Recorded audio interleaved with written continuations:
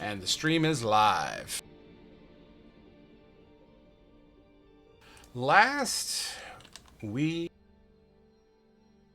left off,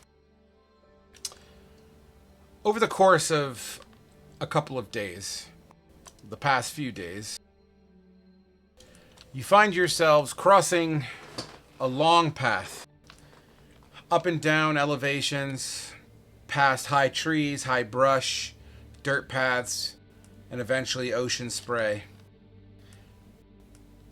Ambushed by warg riders, close to a town that you feel would be a location of refuge.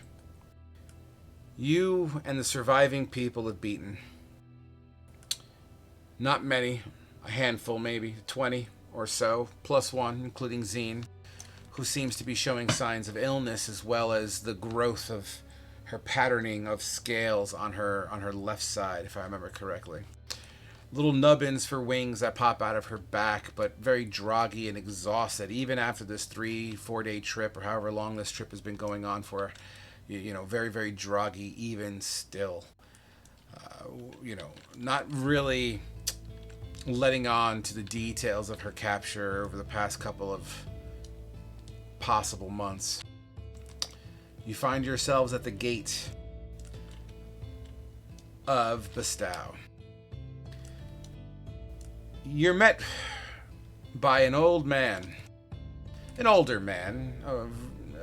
able-bodied old man considering his age, but he seems to meet you with kindness, reasoning, and understanding. You let him know on the dangers on the eastern side of this territory towards the Whitestone Mountains, the threat of a hag, the possibility of some werebeasts, the understanding of some lizard folk, the greenskins kind of invasion, a whole smack dab bunch of shit that just seems to be going on and on and on. A shit blender that you guys seem to be putting up with. After being invited to dinner, the majority of you sit and eat a wonderful home-cooked meal hosted by Edgar himself and his wife.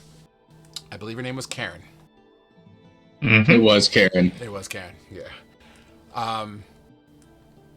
Conversations, a little bit of understanding of the town by a council-based system. There seems to be a vast amount of Holy Empire that have, from what you understand and what you heard through Edgar's reasoning, that has recently kind of put a foothold into this territory and in the process of building.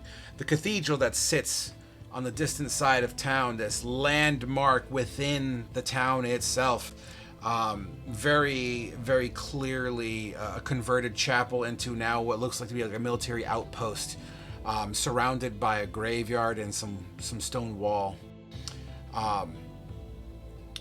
Walking through the town, you guys decide to find a place to button down for the night, as you just arrived to this town, you just had a decent meal, and now you're looking to get some shut-eye as we kind of are in the later evening hours of your arrival here. Passing by Jeffrey's place, the exact name. Wasn't it like Jeffrey's Emporium? Sorry, it was Jeremy's Smithing. Jeremy is the guy, not Jeffrey. Jeffrey's somebody else. Jeremy's Smithing, as you kind of try to rebuild your arrow supply, or at least ask some questions, but unfortunately met with a closed door, with a window, with some nice smelling food coming out of the window, with some lantern light. You all decide to leave him be and come back in the morning. But as you guys all push deeper into the town, as you get to the docks, there seems to be a ship. A soldier of rank, be it a lieutenant, captain, whomever, barking orders and coordinating a unload of shipment. And that's where you hear and see the marching of many of these clockwork soldiers or warforged soldiers, relics from the old clockwork wars, which is common knowledge to everybody. However, these machines themselves, they don't look to be old decrepit. These actually seem to be quite mint, in fact, as if they just came off some degree of an assembly line. As they march over the wooden docks, you can feel the vibrations of their weight and their majestic nature, of how wonderful they look in, 2x2 formation marching into town. And as your jaws drop and you just look at this happen, you hear the much bigger and louder as this big hulking mass of metal creature walks out off of this ship and onto the dock, almost taking up the entire width of this dock. You see two soldiers adorned in their typical garb and attire, plate mail, what have you, with a blue tabard with the symbols of the Holy Empire featured on this blue tabard. And they both kind of working together. One works the right-hand side, the other one works the left-hand side. It's like a teamwork-driven thing. Little jets of steam kind of shoot out the gears and components as this thing just kind of slams itself across the dock. And as it kind of goes through the city streets, and the children, well, there's no children, but the adults that are still out this evening begin to kind of disperse and head back to their homes, or just try to get the fuck away. And that was the imagery that we left off on our last adventure, which is where we pick up. If you are on the dock right now, please place your tokens on the dock just for safer reference. The dock? Yep, anywhere right there is fine.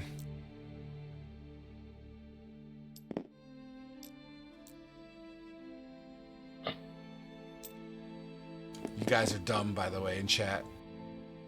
I don't know what you're talking about, sir. Yeah, those are other people, Frog. Who the fuck was that? It was me. Oh, nice. Nice. It took way too long to make this voice. Jesus. Is that Grog's new voice? This is his actual voice that I've been trying to make for the past 3 months. I like it. That's not terrible. It's an improvement over the regular. All right, so we're looking at Eustace, Kane, Asher, and Annahel. So we are missing Grog, who's at a different location with the beast. And yeah, that's it. Good. All right, so. Looking at some great value wraths over here. So here's what we're going to do.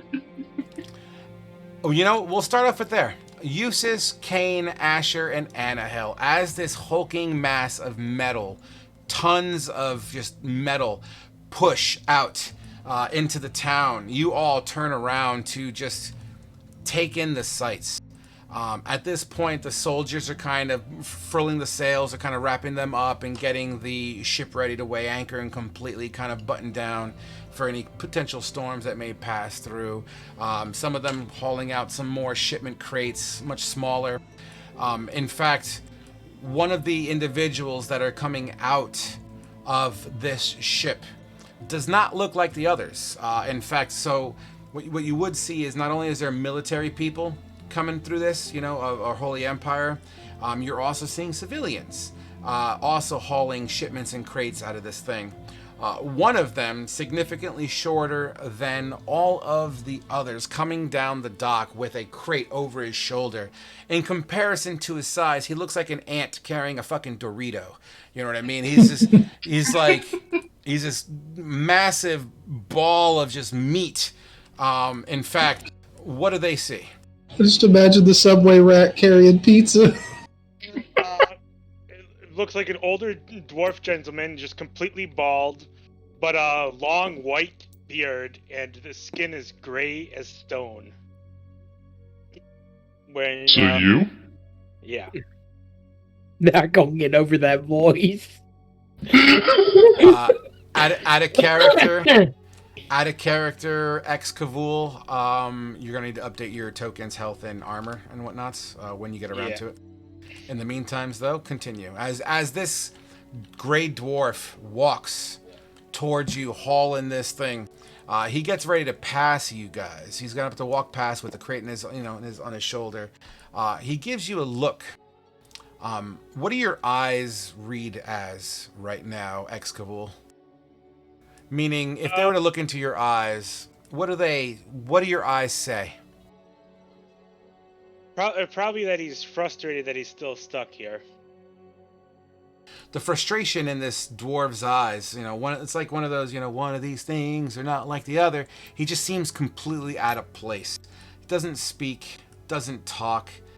In fact, the person behind him kind of, come on, hurry up. Who's also carrying a crate, except more on on his belly kind of situation.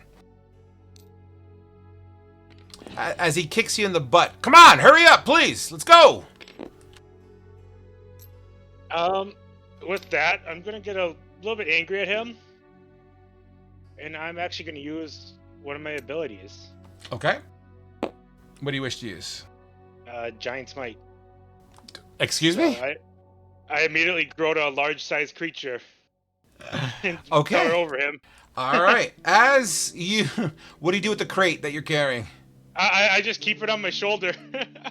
Absolutely. As you grow, the crate just gets small. Like your hands are going like, as you get larger and larger. You turn around and face this human who the dwarf now towers over. I'm sorry. It's payday and I just want to get home. I just grumble under my breath and walk off with the crate. Everyone else, everyone else would absolutely see this happen. You're welcome to react how you see fit.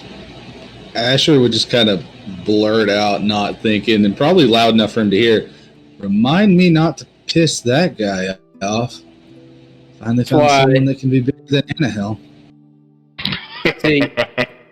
See, that's why you don't mess around with people you don't know anything about. That's a very good point, my friend.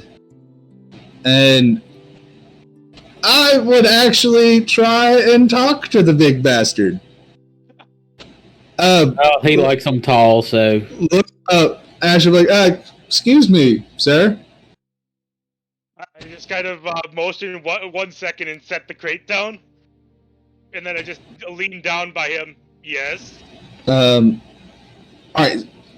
Just gonna throw it out there because you said you look like a dwarf, about the size of a dwarf. I'll say in Dwarvish, how are you doing? That's a pretty cool thing you can do there. I'll respond back in Dwarvish. Doing pretty good. Kind of wish I was out of this town by now, but... Well, we just got here. That guy behind you seemed kind of like a dick. It is payday.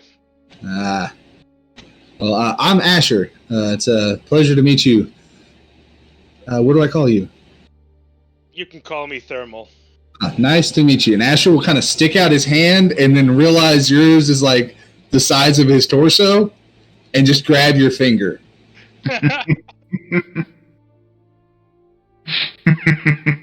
Asher is not pissing off the guy that can go from Tiny Tim to fucking the Hulk in 0.2 seconds. In a minute, I'll sit there just finishing my stuff. Where are you guys heading to from here? What's the name of the tavern again, God? The Merry Fox, I believe. Let me double check. Mary Fox. My friends and I are headed to the Merry Fox. If you find yourself there, feel free to come over and say hi, and I'll buy you around. Well, free drinks are always good. I might see you there. You take care of yourself, Thermal. And then, he just picks up the crate, walks away, and after about a minute, he just shrinks back to his normal size. Absolutely. And the crate goes back to the Dorito metaphor. Yeah. I'll walk back over to the group and be like, surprisingly a nice guy. His name's Thermal. The guy behind him, kind of a dick. But he's been here for a while, so he might be able to tell us some stuff. Awesome. See, this is why we're nice to the people that can get really fucking huge all of a sudden. I'm just nice to people in general, just in case they can do that without me knowing. Yeah. But once you can see it, you definitely like, that's the guy I want to be my friend. So I'm buying him a round of drinks. This could go terribly. My pocketbook could hate me. I mean, I'm not sure how Zine's going to feel about that, but, I'm sure Zine will be fine about it. Well, you did say you were the only man for her, so... What? What? I messed up that joke so bad. We're gonna go past it. Go past it. Gift of gabbing that one out of there and throwing it away. Yeah. Just toss that away. Yeah. I am dedicated for anybody that's watching that I don't know. Same. But yeah, that's all Asher's gonna do. I think Anahel's AFK at the moment, so we will bypass that. Eustace, as this conversation's going on, there's still some humans and soldiers alike that are kind of still passing up and down. As you don't really pay the dwarf too much mind, what you would hear is, just kind of the banter back and forth. Civilians in general are talking about, I sick of patching up these Holy Empire ships. The pay is lousy, and the materials they give us to work with are terrible. Wish I had some of that ironwood. Yeah, I tell you, man, ironwood lasts 4 or 5 times longer than this garbage. Yeah, ever since the brain forest has been burning, we can't harvest from there. It's terrible. Things are just getting worse by the day, I tell you. Some of the soldiers also kind of banter back. You wait till the Holy Empire gets their hand on some of that ironwood. Our fleet and armada is going to be stellar, undestroyable. And they kind of continue to banter back and forth. Eustace, your party's behind you after kind of hearing them talk about this big beast of a guy, BFG. You wish to offer anything? I would probably just ask a guard if there's one around me. Just so how many troops are stationed here now these days? Who are you again? Oh, I'm just a traveler. I just wanted to know if this is a protected place to be. Well, traveler, please know your place. That's military information, and I cannot divulge that. All right, then. One of the civilians come up. Don't mind them. They are very protective ever since the retakeover, and since Cal's been missing and gone out to help out over there at Brecca.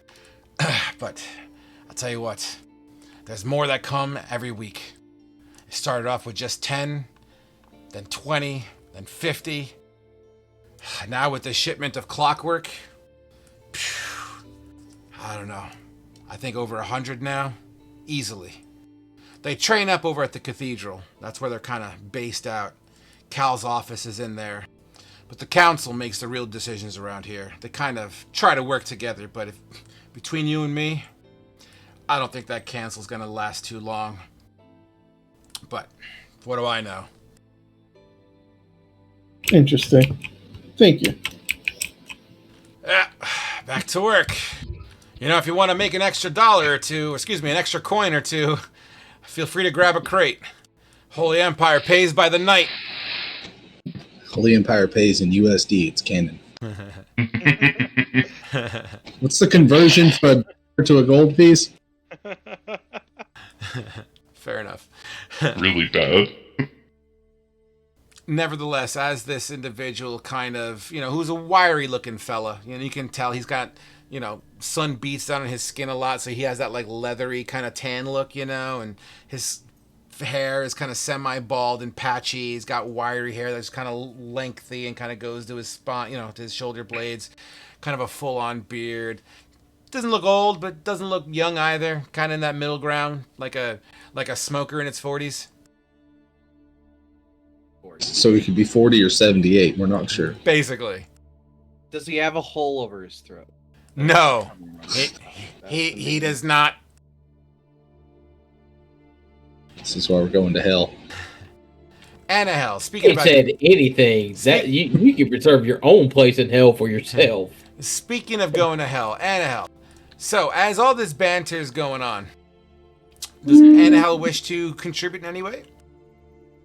Anahel's really tired. Sounds like IRL. Yes, but Anahel is also like the most fucked up out of anybody in the group, so she's kind of tapped out for the day. I would disagree. Well, are we talking about fucked up as far as like? Wait, we've had a long rest. Oh, have we? Yeah. Not yet. Well, I mean, yes, you had a long rest, but you're about to go into another situation. You're about to head to the Mary Fox, Well, so. Let me just crank. Yeah, it ain't like we just got to town. That's what I was trying to say. Yeah, we've been here what, a night? Not even yet, actually. You're still into the first night. You just had dinner with Okay. Edgar. Yeah, see, that's what I Oh, okay. We slept on the road after we fought off the goblins, so you did have a long rest before we got here. and Correct. after our fight. Yeah. It was like 1 day since that battle. Like Mhm. you're just ending that next day right now. Yeah. It took us like 2.5, 3 days to get from beaten to bestowed. As the fox runs, you guys weren't taking your time at all.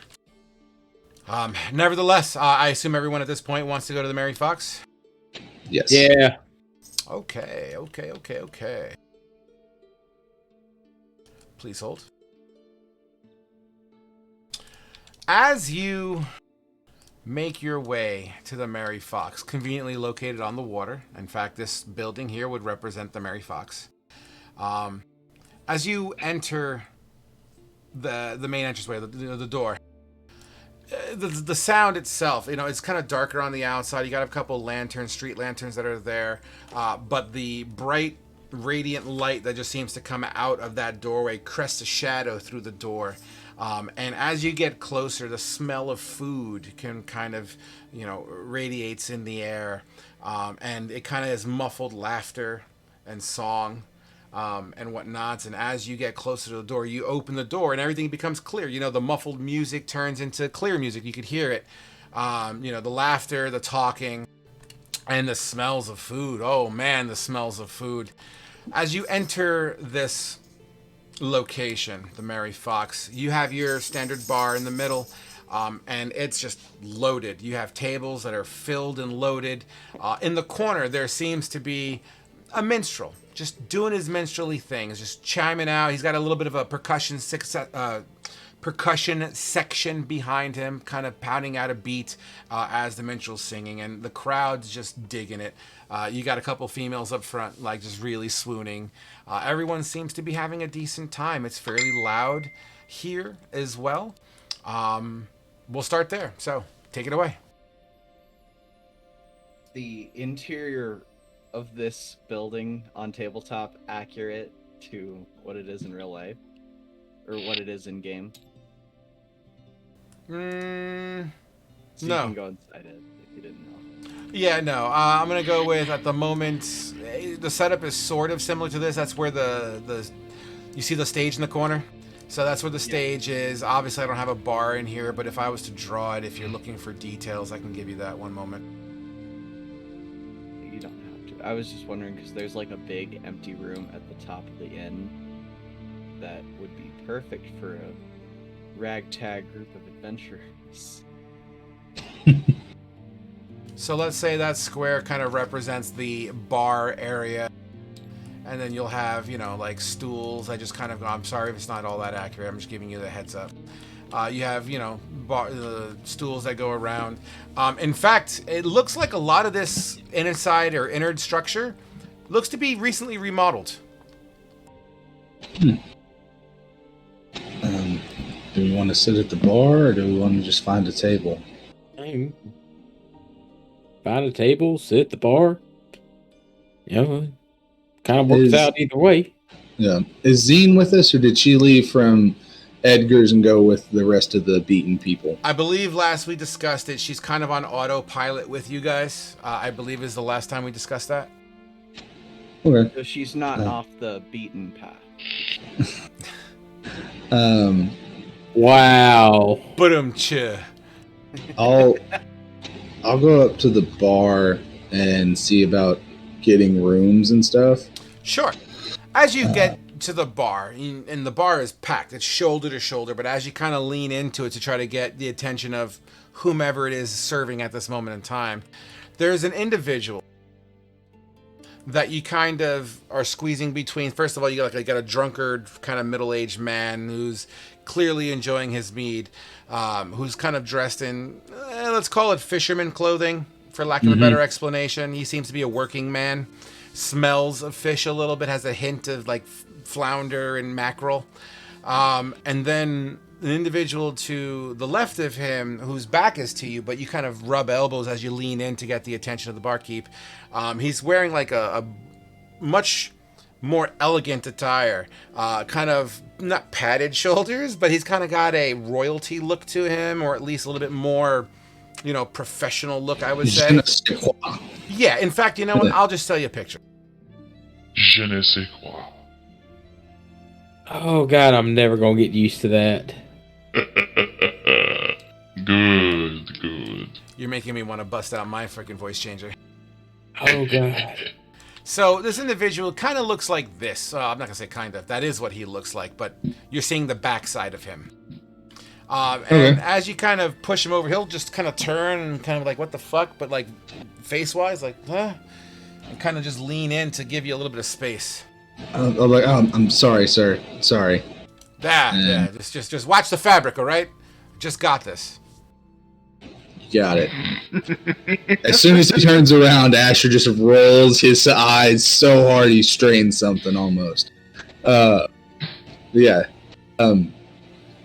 For a split second, though, while he's in the crowded bar and hearing all the music and the smell and stuff, he is going to have like just a split second flashback to when he met Massimo at the Trickster in Chains. Okay, nice. And just have that like memory and like a small little smile just creeps across his face. Rest in peace. Yeah, and he'll think of like, in his head he's like, he'd like this place. He'd like this. And then he's back.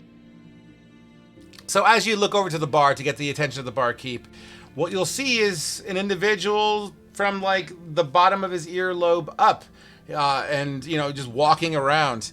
And as you kind of look, over a little bit, you notice that there seems to be a dwarf that seems to be currently serving. Do you wish to get his attention? Yeah, I'll try to, but not try. I don't want to be like a dick, because it's never appropriate to like yell at the bartender when they're busy. But I'll just be like, Master Dwarf in Dwarvish to try and get his attention. Yeah, 1 second. As you, yes, sir. As he slams a mug down, you hear like the sound of like a table being pushed across wood, that kind of sound, and you'll hear cluck, cluck, as if he stood on top of a box. So now he's like high enough where you can see his whole body. Okay. Hey, what can I do for you? How you doing? I was wanting to check the price and if you have any available rooms for the evening. Rooms? Evening? Of course we got rooms. That's what we do here. We have plenty of rooms. Okay, I just wanted to check. It looks pretty busy in here. Yes, very busy, very busy. I gotta check the log. How many people? Just you? Do you ever? We don't do that brothel stuff anymore. No, it's just there are. And Asher looks over at his party and he's like, "There's 5 of us plus, so we'll need possibly 6 rooms." 6? Let me see. 1 second. Matilda, give me the log. And as he's doing that, Asher kind of looks over to Zine and is like, "I assume you would like your own room." Me and Zine I don't can share a room. I don't know if I want to be alone. You can. That came out way wrong, by the way. Can I stay with you, Asher? That's not exactly where I was going for. I know what you were going for. They're just a bunch of degenerates. I'll let you know. I'll have a room next to yours, so if anything happens, I'm right there. That would be nice. I need to be a little cozy next to you, Mr. Asher. I hate you guys. As Matilda throws the log in front of Master Dwarf, he's kind of flipping through. I only got 3 available. And look at that. They seem to be the master suites. Okay. How much are they? Wow, is it a group discount? No funny stuff? It's just No a group funny of us. stuff. Do you wish to take the security deposit with it? What's that entail? If I find any damages, we charge you triple. You pay 1 extra gold now. It's like insurance. Okay, sure. I'll take insurance. Fair enough. Yeah. Then it'll be 3 gold per room. Per room? Per room. Okay, I just hand him a platinum piece. Hey! Are you guys hungry? A platinum is 10 gold, right? Yes. Yeah, so I hand him the platinum piece and tell him to keep the change. So, what do you want? All 3 rooms? Yes, all 3 rooms. All right, fantastic. Matilda, get the keys. 7, 8, 9. I hope I'm not screaming in your ears. By the way, I'm sorry. You kind of are, but it works. It builds the environment. I like it. As Matilda comes out, she goes to a back room and she pulls out keys. These keys have like colored string attached to them for reasons that, whatever, you don't know. Nevertheless, are you all hungry too? You want food? Yes. The best food on the West Coast. Just eat dinner. Well, no food, but drinks, definitely drinks. Maybe something to light snack on, like a charcuterie board. Menus! Okay, fine. She kind of quickly goes back. I have a menu for you guys. I'm assuming my extra tip might get us like a free round of booze. Let's go. I tipped that man a gold. But you never piss off your bartender or the person with access to your linens. Oh, I'm on the I wrong can't page. confirm this. Is that a personal thing? Do what, Caleb? Did you find that out personally, or? No, I had a lot of friends that were bartenders in college. And I found out because I work at a motel. I put a link inside the Roll20 chat. Oh, okay. So That is the menu he holds towards you guys. As Matilda guides you all to a table that is not clean at all. In fact, she pulls a linen out of like her side little brooch pouch area, like a maid, or at least a server, and she starts, one second, I'm sorry. I'm really sorry. Where's Grog? Oh, you're fine. Take your time. Too bad Casey isn't here for his pizza. Yeah, I was gonna say, I'd look around like, where's Grog when you need him? He could just, snap his fingers. No, I'm talking about the first Chardonnay on the wine section. No. Stop. You don't need to reference that. Let me see here. Oh! Oh, shit, I didn't even realize that name. But if you continue to scroll down, you'll see starters, soups, entrees, the whole 9. Courtesy of my wife, by the way, guys. Nice. Thank you, Karen. I don't know if you can hear us. She can't. But thank you. She's at the prison at the moment. Working. She'll see the video later. Add that in there that she's working. It kind of sounds bad. It's like she had to go do a weekly. Conjugal visits. It's fine. Fucking chowder. He has to see everybody's manager. So how about potato skins in a bottle or something? Yeah, I definitely want like a couple glasses of whiskey. I want a pan-fried duck, lamb chowder, and How much? We just had dinner at Edgar's. Yeah. I'm hungry. Annabelle's like a growing woman. Okay, are we sure Annahelle isn't the one pregnant? And I want the I want the duck and the clam chowder and a side of fried pickles. Velvet Drow vodka. Wait, what? Under liquors, there is something called Velvet Drow vodka, a poorly made corn vodka. Oh, okay. Hey, Kane, you want to get a gallon of lager or ale? You can get a gallon of it for 5 silver. musty Sprite lager too. Oh God. I'm happy you guys are getting a kick out of the menu. This is great. Good shit, man. That crying crystal ale sounds just delicious. The That's Bloody good. Cyclops Porter, a microbrewed dark amber porter described as a sweet porter with a touch of malt and rough finish. I added that I'll one. pass up the porters. I don't like porters IRL, so we're getting either an ale or a lager. So, Thermal will walk in, just walk Absolutely. up to the bar. You'll notice Asher sitting over there, and you'll order a bottle of rum on them. Oh, you're a dick. I said a drink, not a bottle. That is Asshole. a drink for him. He's a dwarf. That's all right. Asher came into some money. Is he getting the psychic Schwam rum? That he is. Don't- So Couldn't have got the vodka that was only a gold or a gin. Nah. So just so we can keep true to the RP, what is it? What is it? I can get you guys. We'll take a gallon of the Crying Crystal Ale. Okay. I got it this round, Kane. I'd like a bottle of the Joyful Elf whiskey. Ooh, good choice. And for you, the lovely silver one.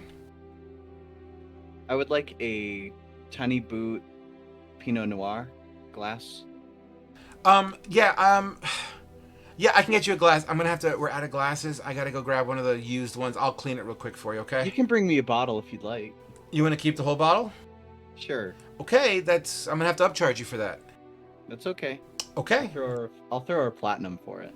Oh, thank you. Oh wow, but we're not. Sure, I'll take it now. That's fine. Thank you. Yeah, and I hand her the. Would you just be drinking, or would you? Are your palates ready for some food as well? Do you know what you want, or do you need an extra minute? No, we just got back from dinner. Yeah. No, I'll take some food. Okay. What is it? What is it you would like? I would like a lamb chowder and the pan-fried duck, please. Ooh, I'm sorry. We sold out of the duck yesterday. Can I replace that with just some extra lamb?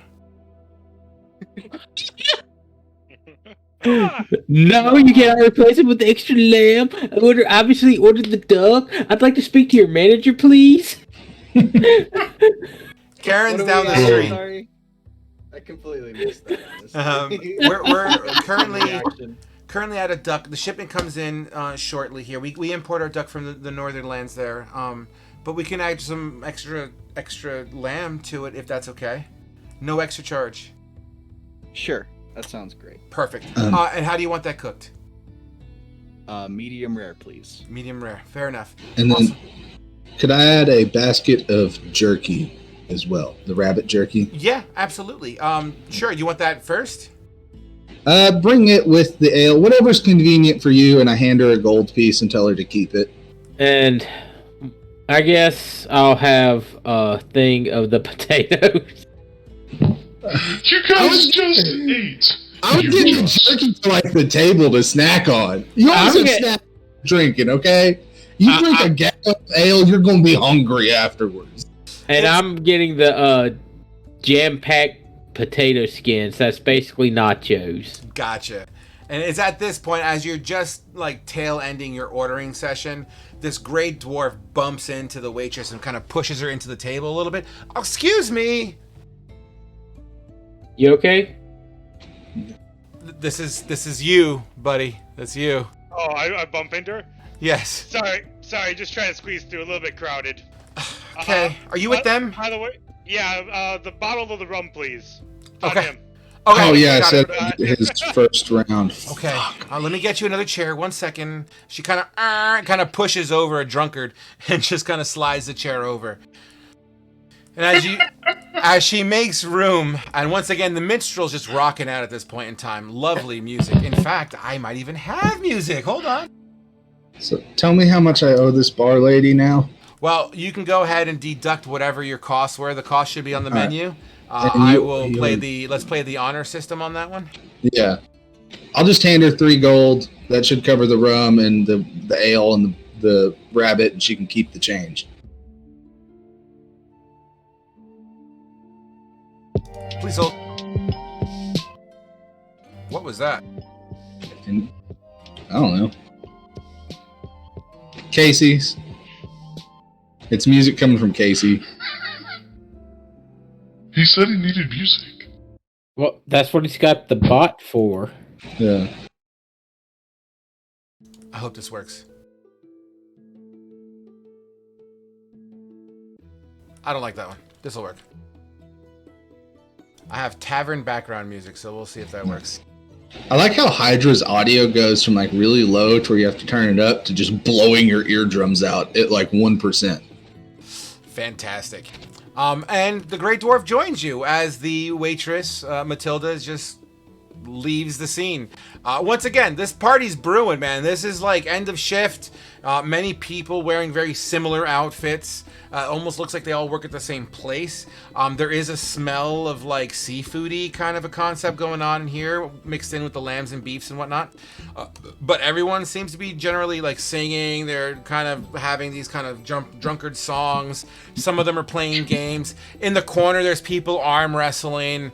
Another group seems to be playing like a game of chess, whatever the equivalent of chess would be here.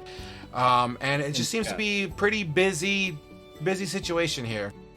But as the five of you sit down, this Great Dwarf slaps back this rum as the drinks have come out at this point. Take it away. And then Casey will come to you next.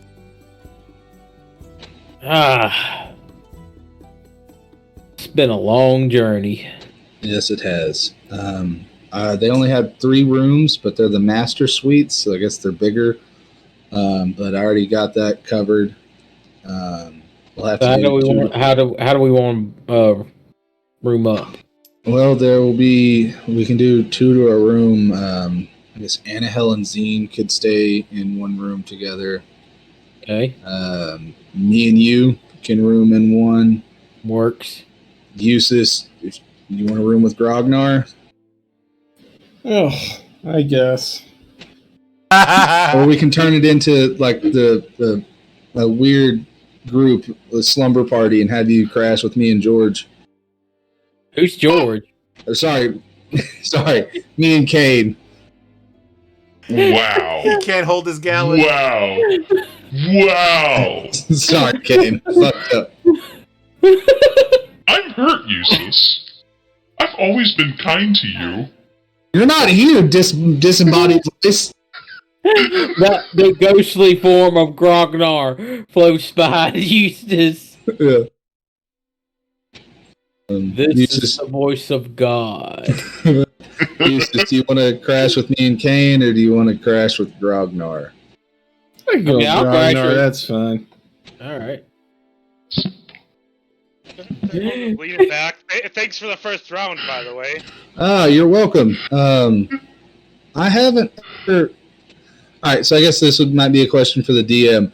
How common are Grey Dwarves? Not. And we... Absolutely Okay, not. so- They're known, but you never see them topside.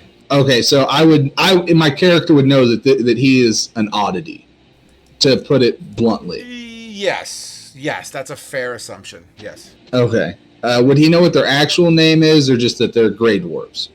I think common tongue at this point would probably be Grey Dwarf. Okay. And in some cases, people might not even, maybe have never seen one before. So Yeah. That's also a factor. Okay. Thermal, not to be too on the nose, but I've only ever heard stories of Grey Dwarfs, if that's the appropriate term for your kind. What brings you out here? Searching for some ruins. Came out of the volcano to the north not too long ago. I have no idea what you're talking about, but sounds like a long journey. What kind of ruins are you looking for? Yeah. Some real ancient dwarven ruins, rumored to have some pretty powerful artifacts. Do you know where they're at? One of the clues is supposed to be around here, and I just kind of take out a map. Do we recognize anything on this map? The terrain, you guys have been marching all around this terrain for months. Mm-hmm. There are some familiarity spots on this map. Primarily the Whitestone, like the Whitestone Mountains, where that ridge is, that leads into the Whitestone Mountains. You could see what maybe would look like a depiction of Mirladar. You would see the river where you guys got ambushed at. Things start to make sense. Yeah. But it does appear, if you want to get janky with it, like there's like a dot That seems to go all the way to the Whitestone Mountains. Yeah. I don't really know the surface too much. Haven't really been up there. Well, if you don't mind me looking at it, and I can kind of show you. I'm familiar a little bit with the terrain around here, and I'll start kind of showing them, like, this is the Whitestone Mountains, this is the river that we don't know the name of, and you want to avoid this spot. This town used to be beaten, now it's overran with orcs. We just came from there saving people. Mirladar's up there, kind of assholes. They're dwarves. Yeah, big assholes. They're ruled by a guy named Prince Buffoon or something. I don't know what his name is, but he's a buffoon. Prince Spittoon, you mean? It's Buffoon or something, but I call him Buffoon because Asher hates him. Although last time we were there, when we went traveling, one of our friends did become like a patron saint of the Church of Helm, which was weird. Yeah, they're going to be heartbroken to find out she's dead. Yeah, I know. That sucks. Yeah, we did have another friend get eaten by a gelatinous cube, or that's what it looked like. It looked like an angry cube of Jello. Yeah. I miss him too. He was. To be fair, but he was cool. To be fair, he is the reason I ended up losing my ear, and technically my eye. Yeah, he's the reason you lost your ear and your eye. So I just looking at it. Well, it seems like you know the area. If you had joined me, I'm sure there'd be plenty of stuff to go around once you find the ruins. How are you in a group? What was that? Said, how are you in group working with a group? I mean, I can hold my own. Okay, is there anything we should know about? Like, anybody after you? Anybody you owe debts to? Is Not anyone gonna unless try and kill us? not unless the ones who attacked my town are after me, but... Did make any agreements with, like, any shady individuals, like a hag? Yeah. Because I'm gonna be honest with you up front. We come with some baggage. But dude, this party is so suffering from PTSD. It's hilarious. Yeah, we've been going through like a month of just sheer trauma. Did you not see my timeline in the campfire chat? I saw it. Yeah, it's just one fucking shit show after another. By the way, this map leads into the Whitestone Mountains, correct? Oh yeah, there's a whole ass war between the orcs, the greenskins, and the lizard folks. And they're murdering everybody. I'm not sure you want to go up there, right? Well, I need to get up there. I need to get back to my town to defend it. There's also a very angry, massive white dragon that's up there. And then that's just like the normal things that could go wrong. There's also this weird black shit up there that, we're not sure what it does, but it's not something you want to fool around with. We saw some things. Yeah, sorry, and it's a blue dragon, not a white one. I misspoke. Well, with your help, at least to know the direction, you can come with me or not. Oh, I mean, I'm sure we'll have we have some kind of unfinished business there. Yeah. But not going anywhere anytime soon, though. No, we are taking a vacation here because this is the first safe town we've been in a while. And we've been going through some shit for the past month or more. We're not sure. Time's weird. So we're taking like a week off.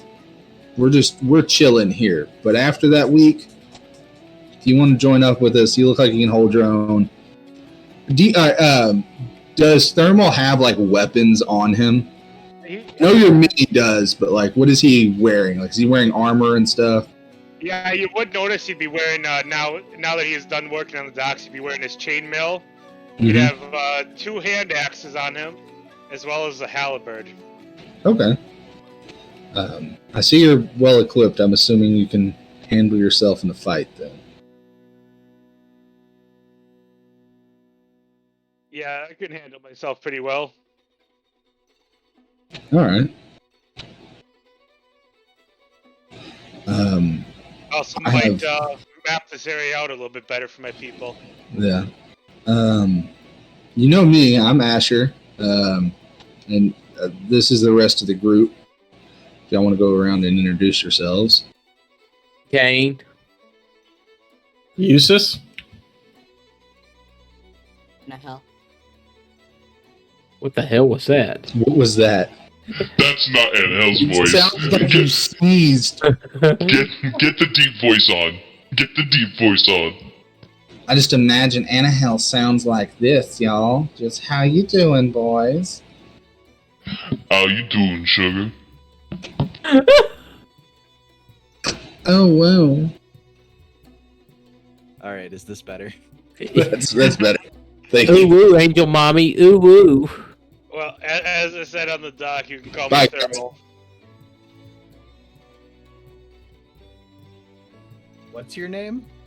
You can just call me Thermal. Thermal, as in like a thermal vent. Yeah, I'm pretty good with the forge and the fire. So Did As they I say, name there you sounds that like there's a after story you behind that got your nickname. job, or well, most people up here don't really speak in the Underdark language, so kind of had to compromise. Yeah, I don't know that or, one. somebody in a past life used to speak that language. Yeah, she got cut in half by a hag, though. She's like, Lieutenant Dan ain't got no more legs. What's wrong with your legs, Lieutenant Dan? So she got Darth Mauled. So, for those who have not watched last week, I had a character. I'm sorry, I gotta break this real quick, but I had a character. For those who don't know, Thalia is in the other campaign. Is she like Lieutenant Dan with prosthetic legs? Let's say that hasn't been revealed yet. Oh, I hope to God she has like two little like wooden peg legs just running around. With plate armor up top. Yeah, she looks like. Is she using Eldwin's chairs? No. That's a shame. Wait. Are you playing Thalia? Can you, Yes, I am. Does she have what was Eustace's manservant's name? You know, no. What was his name? What was Eustace's manservant's name? It was Carl. Does she have Carl's legs? Did the hag like surgically transplant Carl's legs to Thalia? It's like the toys from Toy Story. Yeah, Sid's room. Sid's room. She just did a fucking animatronic mutation. Anywho, but yeah, Thalia lives, guys. Sorry. Thalia lives. Yeah, and that hasn't been revealed yet, but nevertheless, so you guys continue to banter amongst each other. Eustace, I haven't heard you say anything. I don't know if there's anything you want to say before we move the camera around. Nope. You just gonna munch on some jerky, listen to the party banter. Absolutely, and much of that banter seems to be more about how shitty of a day at work. You know, I'm sick of drying fish all day, but that's like the only thing there is. You know, it's what we do. I wish I could just be a lumberjack or something. I really just want to get out, man. I hate the ocean air nowadays, man. Our way of life has changed. I just don't feel it anymore. You know, conversations like that. There seems to be a very big disgruntled feel for the current atmosphere of this town. But they can't deny the safety that currently came with this transition. I like if you just like, if someone eavesdropped on our table, it's like, yeah, and so this time we were captured by the hag and she cut his ear off and took out an eye, and you know, and everyone else is like, oh, I'm tired of drying fish. We're like, so this one time we jumped off a mountain. Fantastic. And as you guys eat your dinner and chill, talk, get to know the new Grey Dwarf and kind of speak to each other about what plans you have and what goals you have in mind, we are going to pull the camera away. Grognar, where are you in town as the sun sets, and at some point in time you would see these clockwork creations kind of making their way towards the cathedral area? I would assume I would be heading just towards this store that does clothing. Can't remember what you named it. You were talking about Jeremy, I believe is what his name was. Yeah. Last we went there, you went separately, didn't you? So yeah, you would have gone Yeah. there. You would have seen. So it's kind of like an outdoor blacksmithing kind of an area. The door is currently closed. Even though you have access to the smithing area, there's no material there. But you would smell what smells like fried fish or something coming from a half-cracked window where there's light kind of emanating through, and you can see the smoke coming out of that, that smelly area. You kind of hear some talking as well. I would just go up to the door and just give a gentle knock. Hello? Yes, I was wishing if I could put in an order to pick up by the end of this week. I mean, I'm kind of eating dinner with my family at the moment. I don't want to lose the business, but can you please come back tomorrow or something? We're kind of closed. Yeah, I understand. I just was wondering if your hours are still open or not. I'll see you tomorrow morning. Yeah, wait till after the first round of fishermen go out. I'll be up. You'll hear the hammering. Alrighty, thank you. Alright, thank you. Then I'll get out my book and start scribing in it. Okay. Hey, Asher. And Asher will hear this in his head and will be able to reply mentally. Hey, where are you guys right now? I'm currently at the smith's shop and I'm about to go to the guards to ask if I could help with nightly patrols. Where are we staying tonight? The first thing you hear is, I fucking hate when you do this. And there's a pause. It just appears on the page. You know I hate this. ... Yeah. We're at the Mary Fox, like we said we were going to. We have rooms here. You'll be bunking with Eustace, room number 9. Don't piss off the guards. Maybe just come back here. I want to show I'm assisting. I don't want to seem like a problem for the town. I don't want to appear as a bad guy. We just got here. Make your introductions in the morning. Don't piss anyone off. It's late. They've had a long day. Don't piss anyone off. Got it.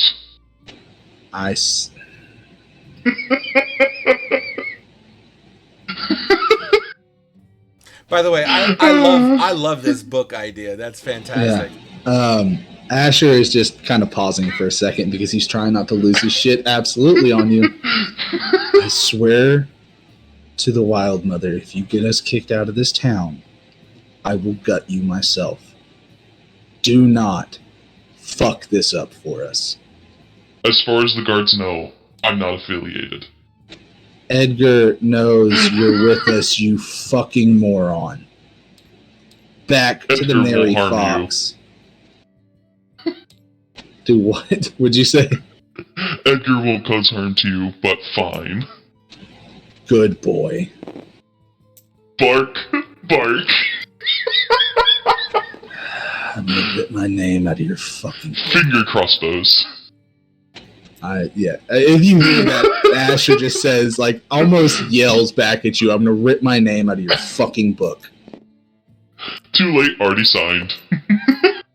As you close the book, it kind of goes, and that little sound of a slamming book. Out of character question, does the text disappear, or...? It disappears after, I think, an hour? Okay, just wanted to make sure. I want to see if you're ever going to run out of pages. Do I feel like the severed connection when he shuts the book? That's a him question. 1 minute. It's kind of like an always there thing. It just... Basically think of it as it feels staticky. And when I'm writing, it's actually coherent. Asher just kind of... I imagine while he's having this, he's just having a very, his face is doing a lot of talking.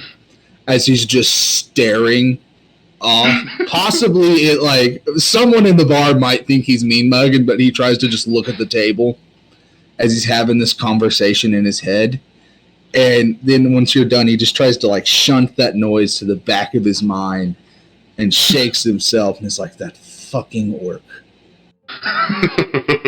And yeah, just is not happy. As you close the book and sever the connection, Grog, around you is a evening hours. There's still a couple of people that are walking around. The grounds and the roads are semi cobblestoney kind of a feel to it. But once again, this whole town is also built on an incline, so anywhere that goes downhill heads towards the water. So you could see rooftops upon rooftops in a slanted kind of downhilly kind of situation.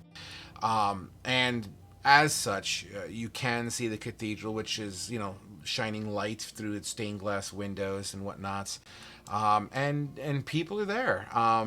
They don't seem to really enjoy an owl bear really being around them. You get a lot of like oohs and ahs and like, very standoffish kind of confrontations here and there, very nonverbal, like, yeah, we're gonna go that way kind of scenarios, Prestidigitation to make sparks come out of its butthole.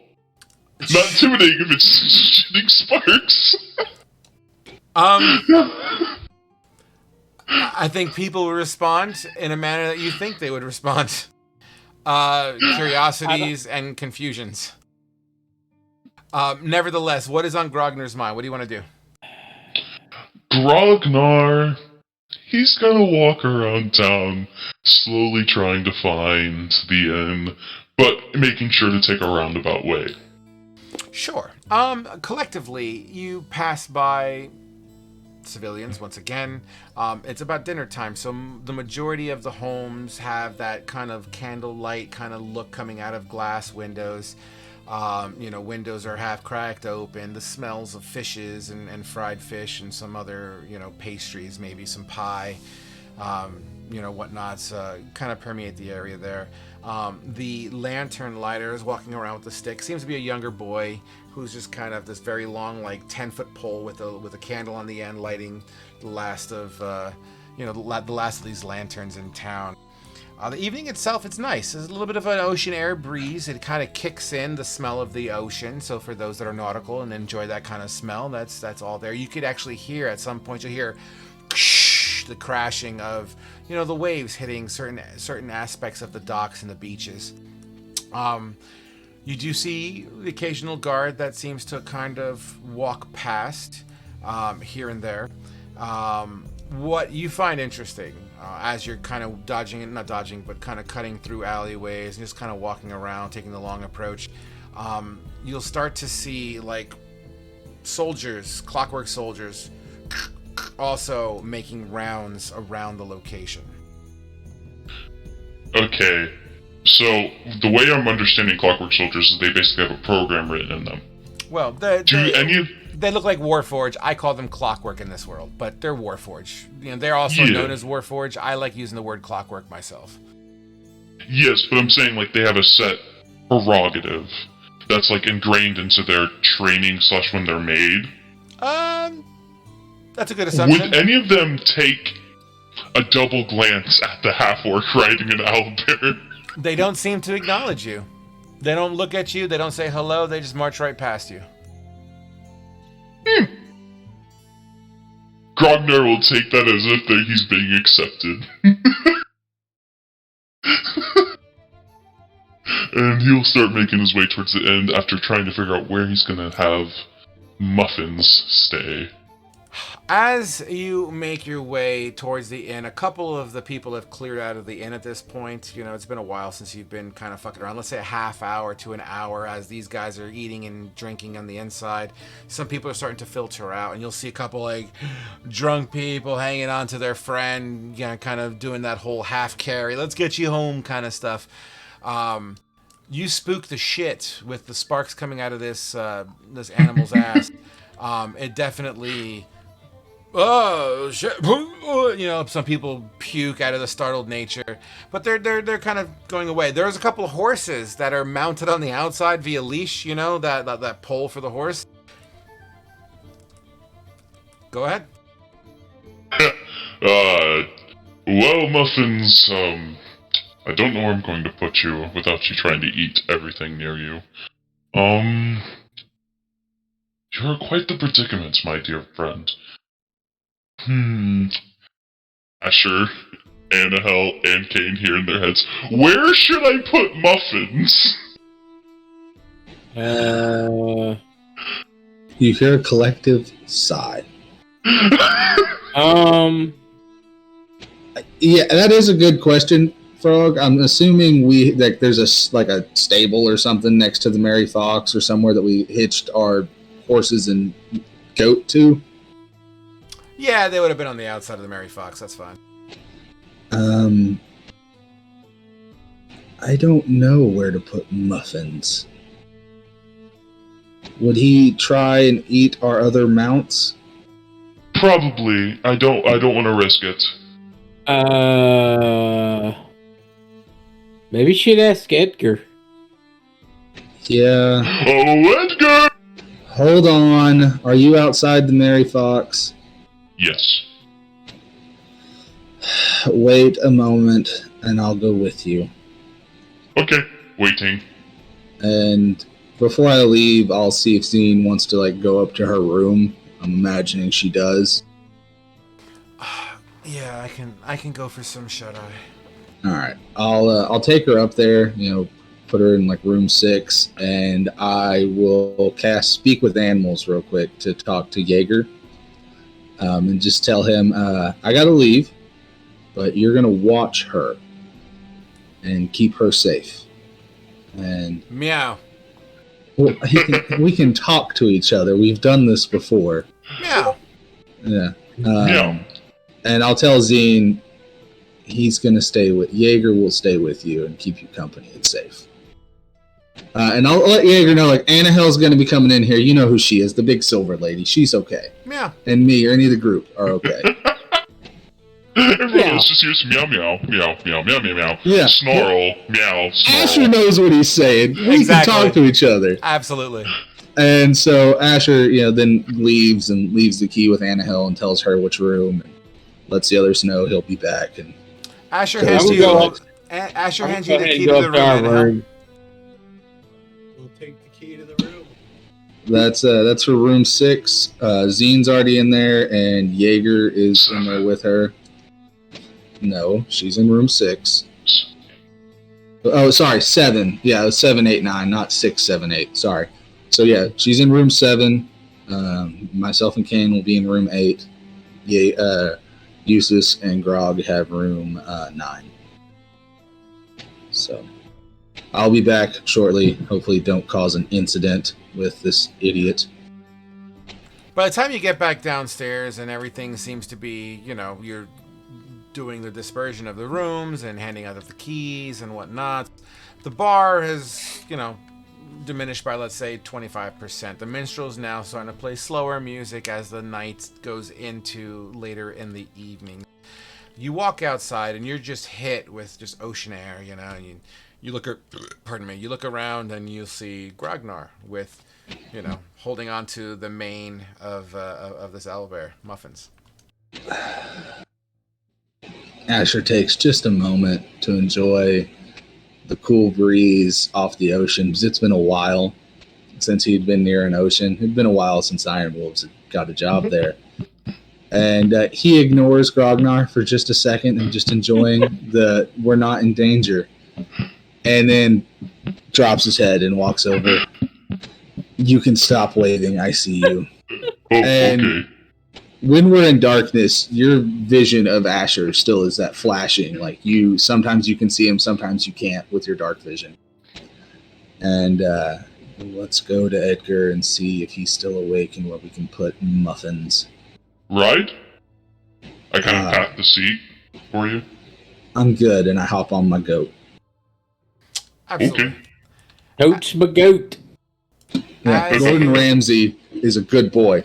As you mount your mounts, you make your way through town, whatnots, and you'll start to see the homeless start to kind of peel their tatters kind of in a manner, some of them sleeping in the corner. There is a degree of homelessness in this town, and they're more apparent as the evening hours because, they're fucking laying on the ground. But it seems to be more congested towards the docks versus further in town. As you make your way up the main streets towards Edgar's house, which would be generally like right around here, let's just say, hypothetically. As you make your way down Main Street, you'll see two of these clockwork soldiers, and they will motion for you to both stop. I'll stop. Yeah, I'll stop. They stand still for identification.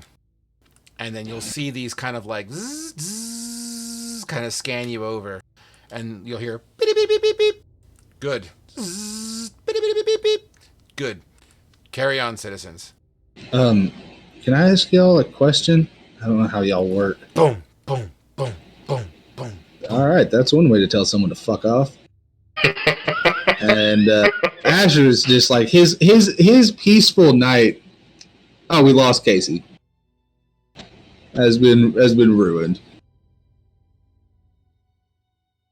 Do you want to pop back over to the other group while we wait for Casey to reconnect, Frog? Since he just dropped. Is there anything else anyone wants to take care of? Or are you guys all heading to the long rest? Gaines gonna take his bottle, whatever's left of it, upstairs with him, and he will go into room 8. Probably still drink some more, and eventually pass out on the bed. Absolutely. 100%. Roll me a con save, because let's get some dice rolls going in D&D, right? Okay. Let's Save. just see how drunk you are. You're not that drunk, lightly buzzed, but, you know, coherent enough. Your eyeballs fucking all over the place, though. Thermal just tries to get a few free drinks off his new friends. Roll me a persuasion check real quick. Oh boy. There is What the hell was that? With a 15, which person are you targeting to get a free drink from in the party? Know everyone yet? Whoever looks like they're spending their money the most. That would have been Asher so far throughout the night. Seems to be the high spender right now. I did buy a gallon of ale, so I'm sure there's still some left. He can help himself to it. Yeah, but he's attempting to get more. So, Asher, why don't you roll me a, what would be a good opposite of persuasion? Insight? Yeah, let's go with Wisdom. insight. Let's go with insight. 19. You did not score any other free drinks from this guy. He's like, I just bought you a fucking gallon, okay? Yeah, I bought you like Asher straight was like, I bought you a bottle whenever I said one drink, and there's like half a gallon left over there. You can have a couple drinks of that. I'm not buying anything else. You're a cool dude, but I'm not a charity. All right, so that happens, and then now that Casey's back, let's quickly go back. So as you ask, hey, I got more questions for you, Mr. Warforged Clockwork Dudes, and they just fucking march away. That's one way to sell off. Oh God, no, no. Carl North's going through puberty right now. His voice randomly Yeah, cracks. I know. Calm down. I pressed the button. Do you continue heading up towards Edgar's? Yeah, we'll Yes. keep going. Okay. As you make your way towards Edgar's door, a place that you've been here about 2 hours ago, you'll notice there doesn't seem to be light coming through the windows or around the door frame. I think Edgar has gone to sleep. I could always just let Muffins go. No, he is useful. The writer, I'm not You sure hear that? about. He thinks you're useful. Kind of scratch under his beak. He'll kind of do that like a horse does, except without the... We do need to find somewhere to put him, and Edgar is our best bet. Asher just kind of shakes his head and is like, oh, fuck it, and walks up to the door and just does a light knock. At first, you don't hear any reply. Do you knock again? I'll give one more light knock, and if I don't hear anything, I'm walking off. Sure. You knock again, and you'll start to see, like, in the upstairs, because it's a kind of 2-floor establishment here, you'll see a light kind of go on, and you'll start to see light travel through windows as it comes. Just a minute! I'm sorry to bother you.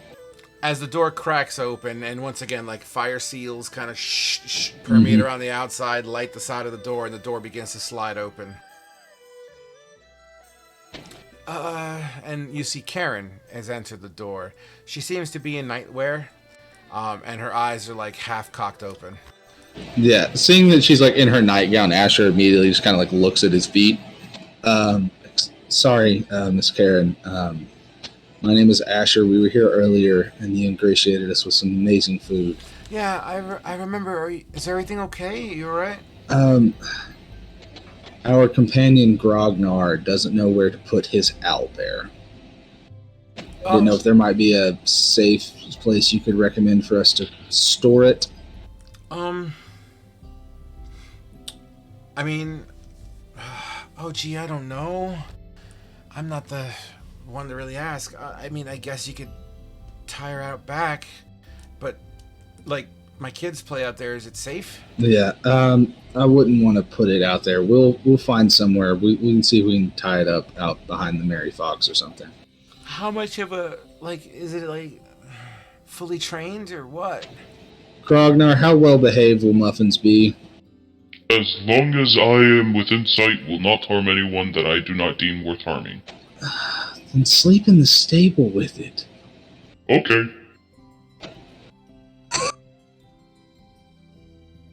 He sees nothing wrong with that statement. I'm sorry we bothered you this late, Karen. We'll sort this out. It's okay. I'm sorry. It's okay. Just as long as you didn't wake up the babies. Yeah. That's why I tried to knock as quietly as I could. I'm very sorry. That's okay. You have a wonderful evening. Thank you. Just you can. I mean, there's. I don't even know where the stables are anymore. The Holy Empire is kind of taking a lot of territory here. You mean you could try the one right down the way here, but I'm not sure if it's being used for the Holy Empire stables. I'm not sure. But best of luck to you. Thank you. And turns and it's like, this way, no. I nod my head and I cause faint music to play off of the candle. Don't do that. The children are sleeping, you idiot. It's super faint and super quiet. It will help the children sleep. It's and like it will help her get back to sleep. As the sound machine kind of just twinkles a little bit in the atmosphere, right. You make your way towards the stables that were referenced. There doesn't seem to be any light coming from the inside. In fact, the door is half cocked open. Do we want to piss anyone else off tonight? We're going to have to pay more. Yeah, I guess I'll knock on the door. You knock on the door that's half cocked open, and there seems to be no reply. In fact, as you lean your ear in with your, monstrous fucking passive perception, you don't hear much of anything. Nothing striking you as, oh, my spidey sense is tingling. Nothing is hitting you like that. It seems to be fairly empty from what you can tell. If I look around, can I tell, it hasn't been used in a while? The hay smells stale. Okay. This place seems abandoned. I don't know if it's in business anymore. So I don't know how they would feel about you squatting here with your owlbear. I mean, I could leave a note here for them, saying whatever you want me to pay, I can pay it.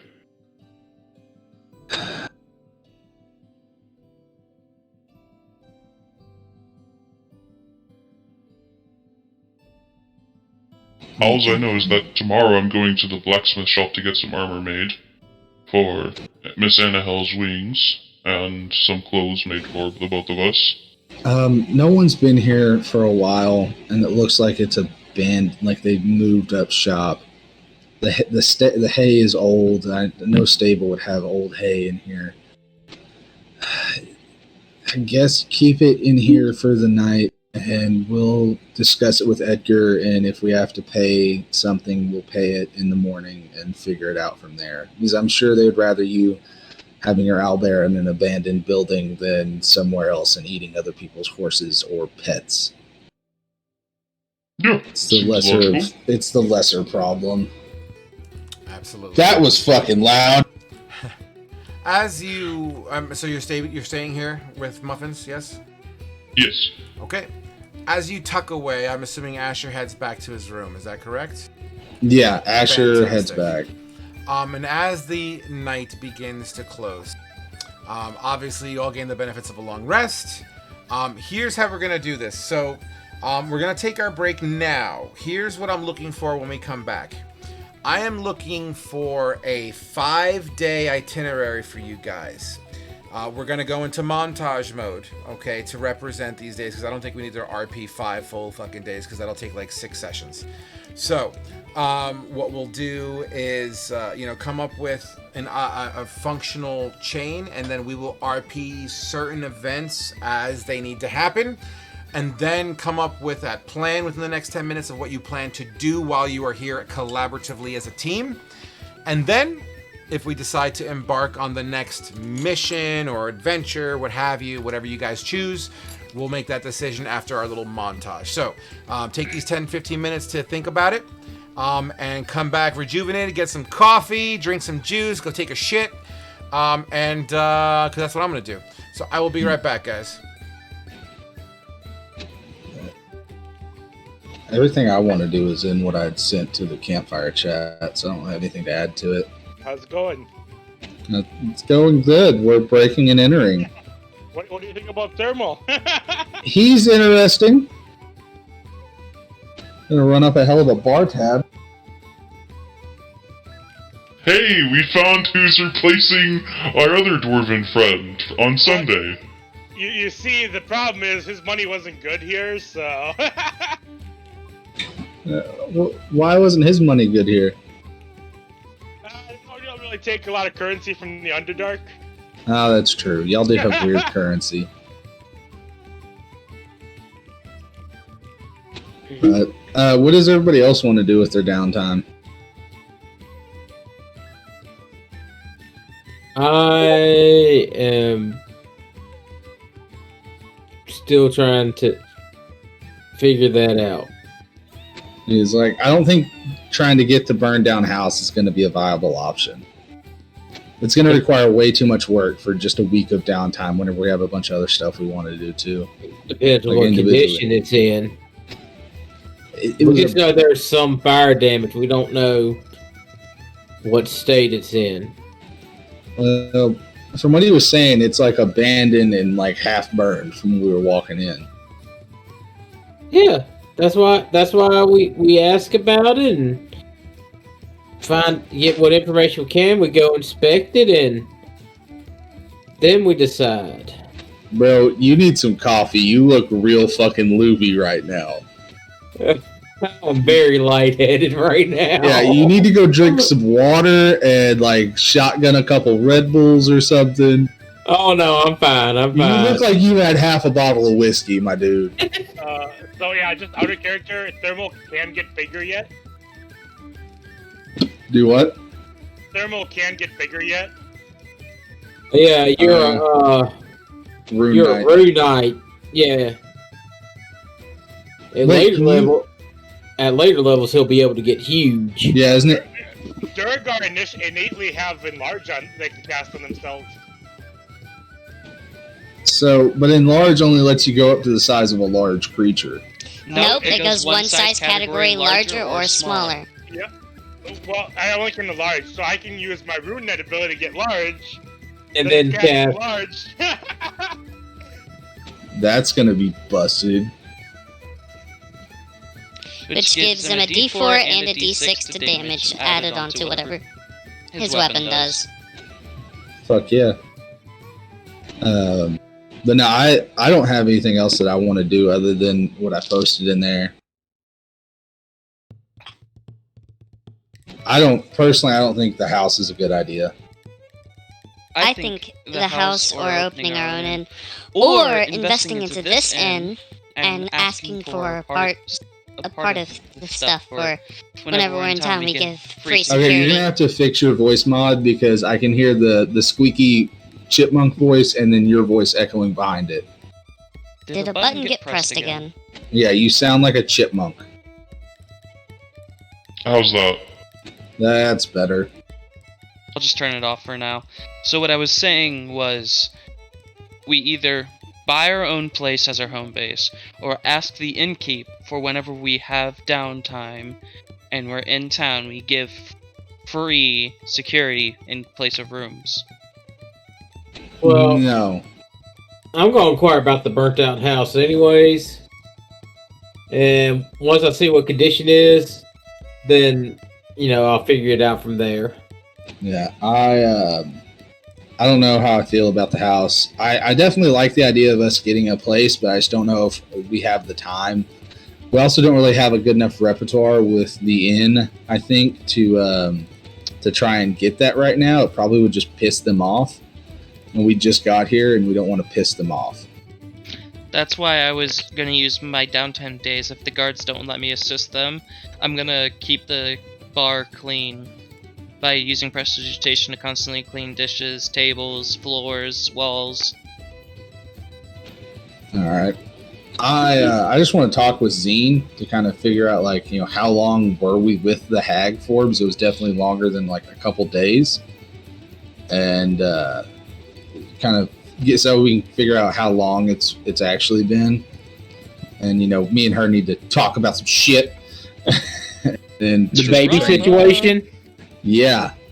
And do some training with Jaeger.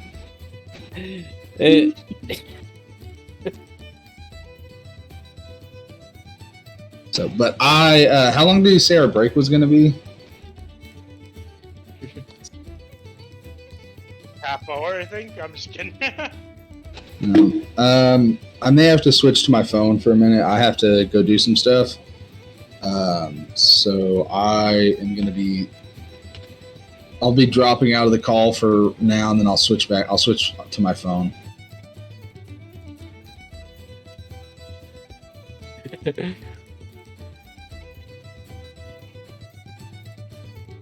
So Grognar has not met the dwarf yet. Nope. Also, to the viewers, this is my real voice. I don't know if you actually heard it towards the beginning of the stream or not, but yeah, this is my real voice. You don't have a voice.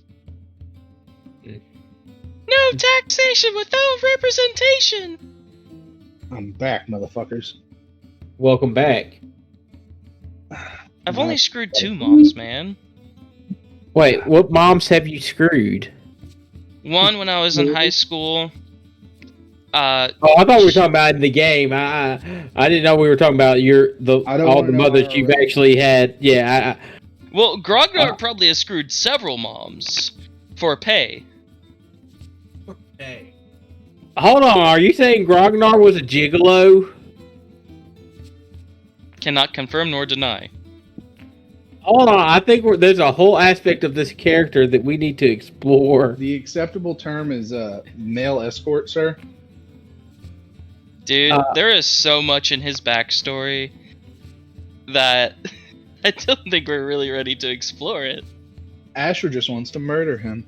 Yeah, because, there's not really much trauma other than the fact that the church, which was the reason why he doesn't really understand wiping out any entire race or anything, just killed his parents for no reason other than the fact that one was an orc and the other was a human, and they considered the human unclean. Okay, so question: which one was the human and which one was the orc? The orc was a male. Okay.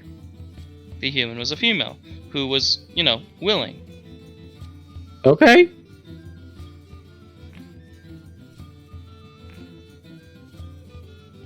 You okay over there, Caleb?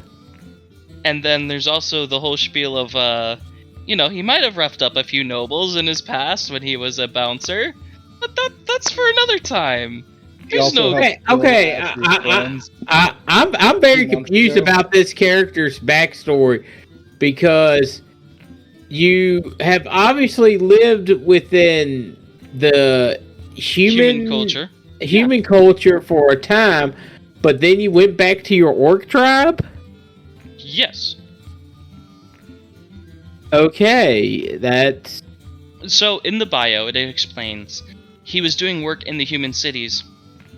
to bring back stuff for his parents. His parents died when he was about 10, when they were just massacred. His parents and, like, majority of the orcs. This was roughly around the time when... It was before the Holy Empire fully lost the South. To where they had to get pushed back. Before they got pushed back, to where they... with the undead invading the South. Well, from my understanding, the undead invading the South is a pretty new It's a fairly thing. recent event. Yeah. Yeah, that's what I'm saying. Before that happened is when his parents were killed. But you said his parents were killed when you said his parents died when he was 10. Yes, so 9 years ago. The undead didn't move in until a couple months ago. Yeah. Yeah, that, like I said, before the undead came in is when his parents were killed. Oh, okay. I'm not saying like right before, I'm saying before. And then once that happened, he moved back to his orc tribe for the rest of the 9 years. Okay, alright. So he did all the criminal shit while he was with the orcs then? Most of it. Well, he's like a 13-year-old, even if they're a half-orc, isn't going to be bouncing at a bar. 16-year-old will. Yeah, that, but... But yeah. And then the shit with Asher would have happened, like, where y'all captured his men, happened 2 months before he came to, before he met the party in Beaton, yeah, which would have been like... We're in Bastet. Do what? Nothing, I'm getting myself straight. Yeah. He met the party a couple months after he had the shit that happened with his group. So, hold on, I gotta mute myself. I'm watering a garden. Basically, some of the stuff that Grognar had been doing probably would have been the reason why the Iron Wolves were sent towards the orcs. Okay. Roughing up people for the underground, being paid for it, and getting his anger Iron out. Wolves got involved with that because there were attacks on like a nobleman's land holdings, and he wasn't sure. He thought the peasants were lying to him, that it wasn't really like green skin attacks, and so he hired the Iron Wolves to go figure it out, and they saw that it was goblins, thinking it was like, to go see what the hell was going on.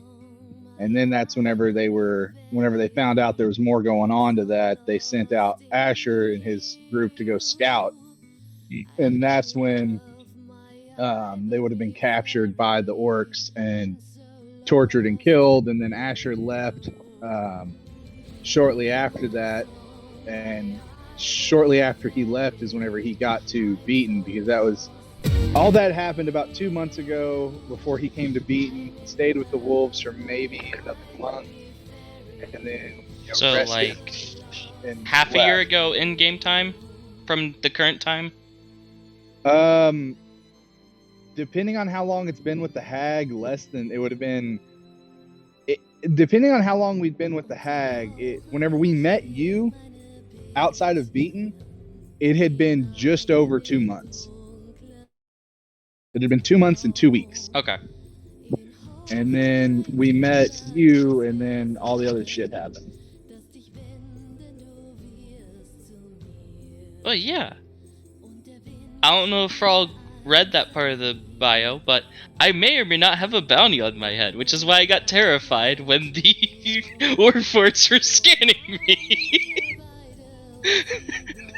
Oh shit, this one's worth 40,000 gold. Romulus, this is enough for us to retire on.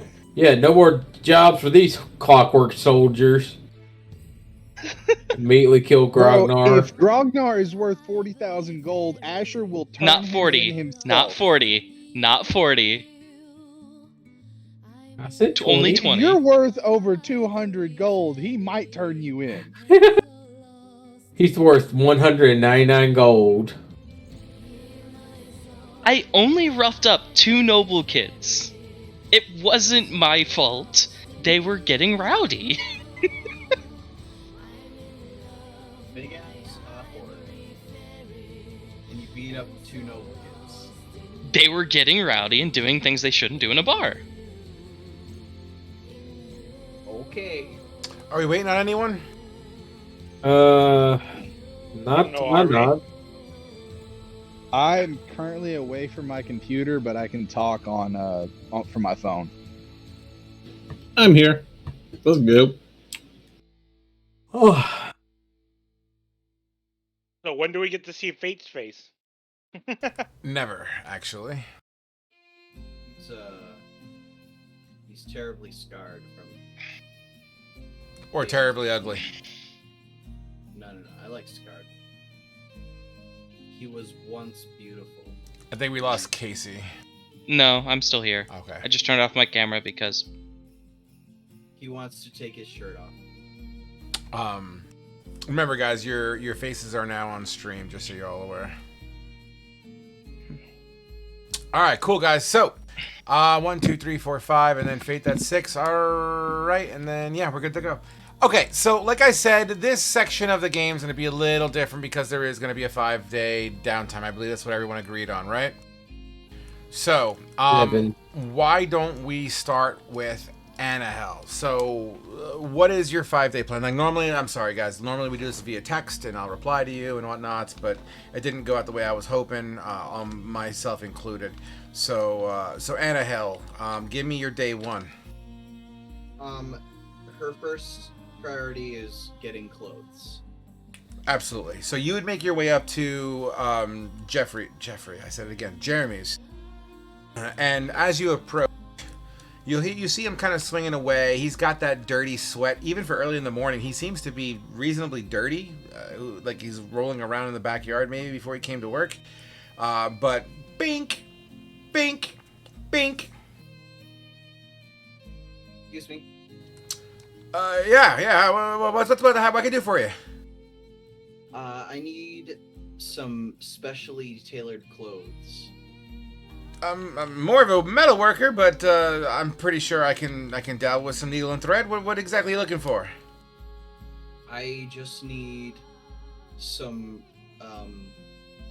robes or traveling clothes that can accommodate my wings. Just gonna kind of give them like a little flap. Oh, wow, that's different. I'm sorry, my lady, but where are you from? We never discussed that, Brock. That sounds like your backstory situation. I don't know where all the towns are in this world. You from the I'm north? A small little town you've never heard of. Oh, I mean, I know I don't get out much. But maybe if I continue to save, I might be able to go. Are we talking like north? I've always heard north was exciting. Can you put a map? Oh, there's map. God damn it. Oh, it would be like wherever, kind of like a fiefdom of the Holy Empire, like close to the capital, wherever that would be. Oh wow, all the way that far north. Man, I've always wanted to go up there. My pops, he used to trade, and he's told me some stories of the north. I never had a chance to fully go myself, and kind of been with my mom ever since, And then, she did her thing, and now he's my first job, my first shop. But yeah, sure. We can do robes. You want robes? Like, do you want robes to go around the wings, or do you want the wings out? Want the clothing to go so that I can still use my wings while still being decent. Okay. So you don't want to hide them. You want them loud and proud? I mean, if I could hide them, it would be nice, but I can't. They're kind of just out. Okay. I'll tell you what. We could do a double cloth out. We could have the pop outs and then a layer of cloak over that, with enough like how do your wings, do they come outside or like sideways? It's basically like another arm sticking out of the shoulder blades. Okay, so from the down, I might be able to get it where the robes is like a double layered and your wings are like inside the sandwich, right? Right? You know what I mean? Like in the sandwich? You know what I mean? You ever have a sandwich? Yes, I think I understand. Okay, cool. Yeah, awesome. And then like we could do that, and then when you do this, when they go out, you know, it'll push the claw up and it'll pop up. What do you think? You think that'd be good? Is that what you're looking for? Sure, it sounds delightful. Okay. You know, this is. I mean, I'm running a business here, so it's. Do you got gold? I've got a few gold pieces. How much were you thinking? Well, I mean, full disclosure, I've never done this kind of work before. I mean, like, I'm handy. I've been learning a lot. Someone came, a younger guy, gave me like a book and stuff, and it's got a lot of like these things in it, and I've been doing really, really well. I mean, look what I've been doing, right? You see it? You want armor too? No, I can't afford any of that. Okay. Well, okay. We'll stick with the robes. I'll keep it simple. I don't know. How much do you got? How much is this worth to you? I mean, it's pretty important, but I can't be spending a lot of money on it. I mean, how much? I mean, like, I want to work with. Ooh, I mean, this is gonna take me. I mean, I still got the order to put in. With this, the Holy Empire wants me to produce at least 4 or 5 more long swords for their new trainees and inductees. I gotta do that first. I gotta get your measurements. This might be a while. It might take me like 4 or 5 days to complete your order.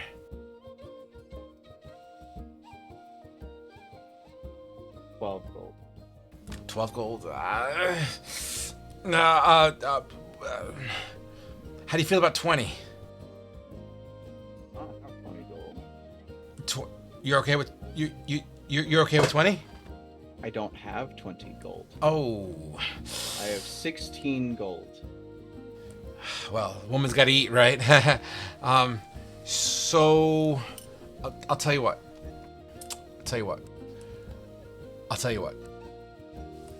How about how's 15?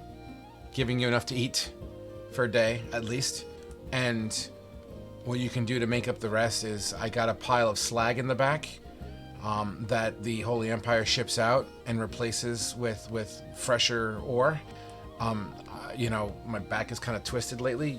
If you want to bring those to the docks for me, and we can just shave off 5 gold. How does that sound? Sure, I can do that. Oh, that's great. Okay, fantastic. Yes, awesome. Yes, we have a deal. You have a deal. Shake. And I'll shake his hand, yeah. Awesome. As you shake his hand's very rough for a young kid. I mean, honestly, your best guess, he looks like 18, 19, 22 at the latest. You know, he seems to be a very young man. Very eager to satisfy. Bring chicken. Yeah. Very eager to satisfy. And ma'am, I'm sorry, I can't help, but how tall are you? 7'1". Okay. Would you mind doing me a favor and spinning it around real quick? Let me get my tape, my measuring stick here. 1 second. And he kind of pulls this stick, and it's on the tip of the stick. It's like a whip almost, like what you use for horses and shit. But it's a tape measure instead. And he holds one side and he holds the other. Can you please unfurl your wings for me? Yeah, and I'll stretch him out to the full wingspan. Absolutely. And as you do so, he gets your full-on measurements, which out of character, fucking irrelevant. But he got your measurements. Okay, cool. So. Come back in 4 days. See if we're ready to go. Worst case, 5 days. Okay, I hope that's okay. Please, is it okay still? Yeah. I am gonna have to require the payment up front, though. Okay. What did we say for gold? 15. 15 gold. and I will dig it out of my pocket. And between you and me, if you're really hurting, the Holy Empire is always looking for manual labor. They usually pay a gold a day for work, so I like you, or you know what I mean. Like you're doing business with me, and I want you to come back. I want you to come back, right? You're gonna love what I do. I want you to come back, but I also want you to pay. It's a business, right. So, fantastic though. All right. I will be back momentarily, and I will come grab that slag for you. That's fantastic. Great. You got a deal. It's right back. Just go ahead whenever you're ready. You got a couple days to do it, but thank you. I'll see you soon. All right, and I will walk away, and I'm going to go find Kane. Absolutely.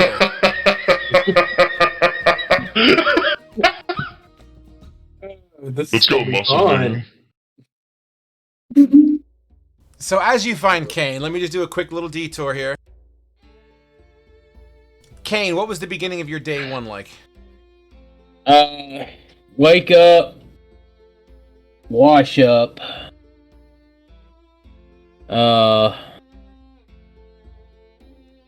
he'd go downstairs,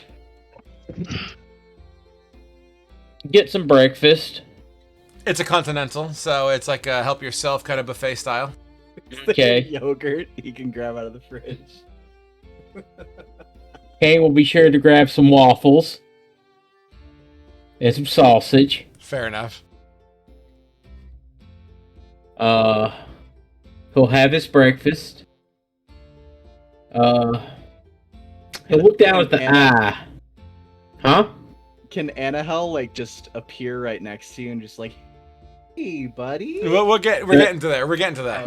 Okay. Kane will look down at the eye around his neck. It's like... Yeah, it's definitely looking around as you kind of, as you look, it looks in that, like as if the muscle was still attached to it. And he'll be like, okay. He'll be like,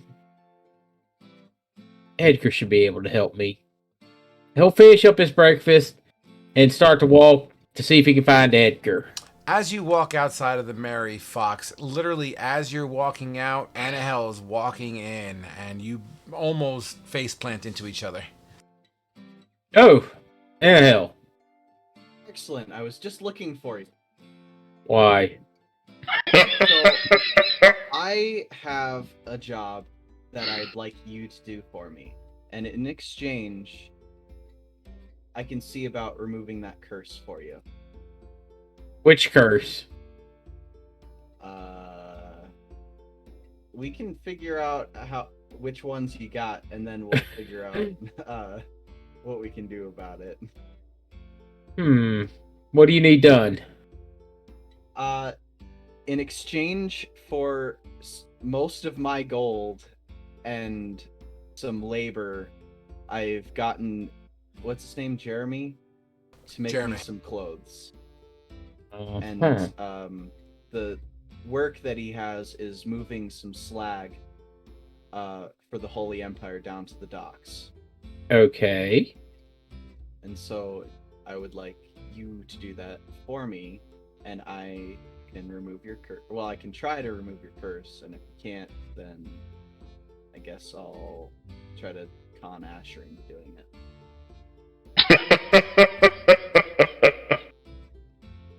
I'll take care of the slag here after a bit. I'm gonna see about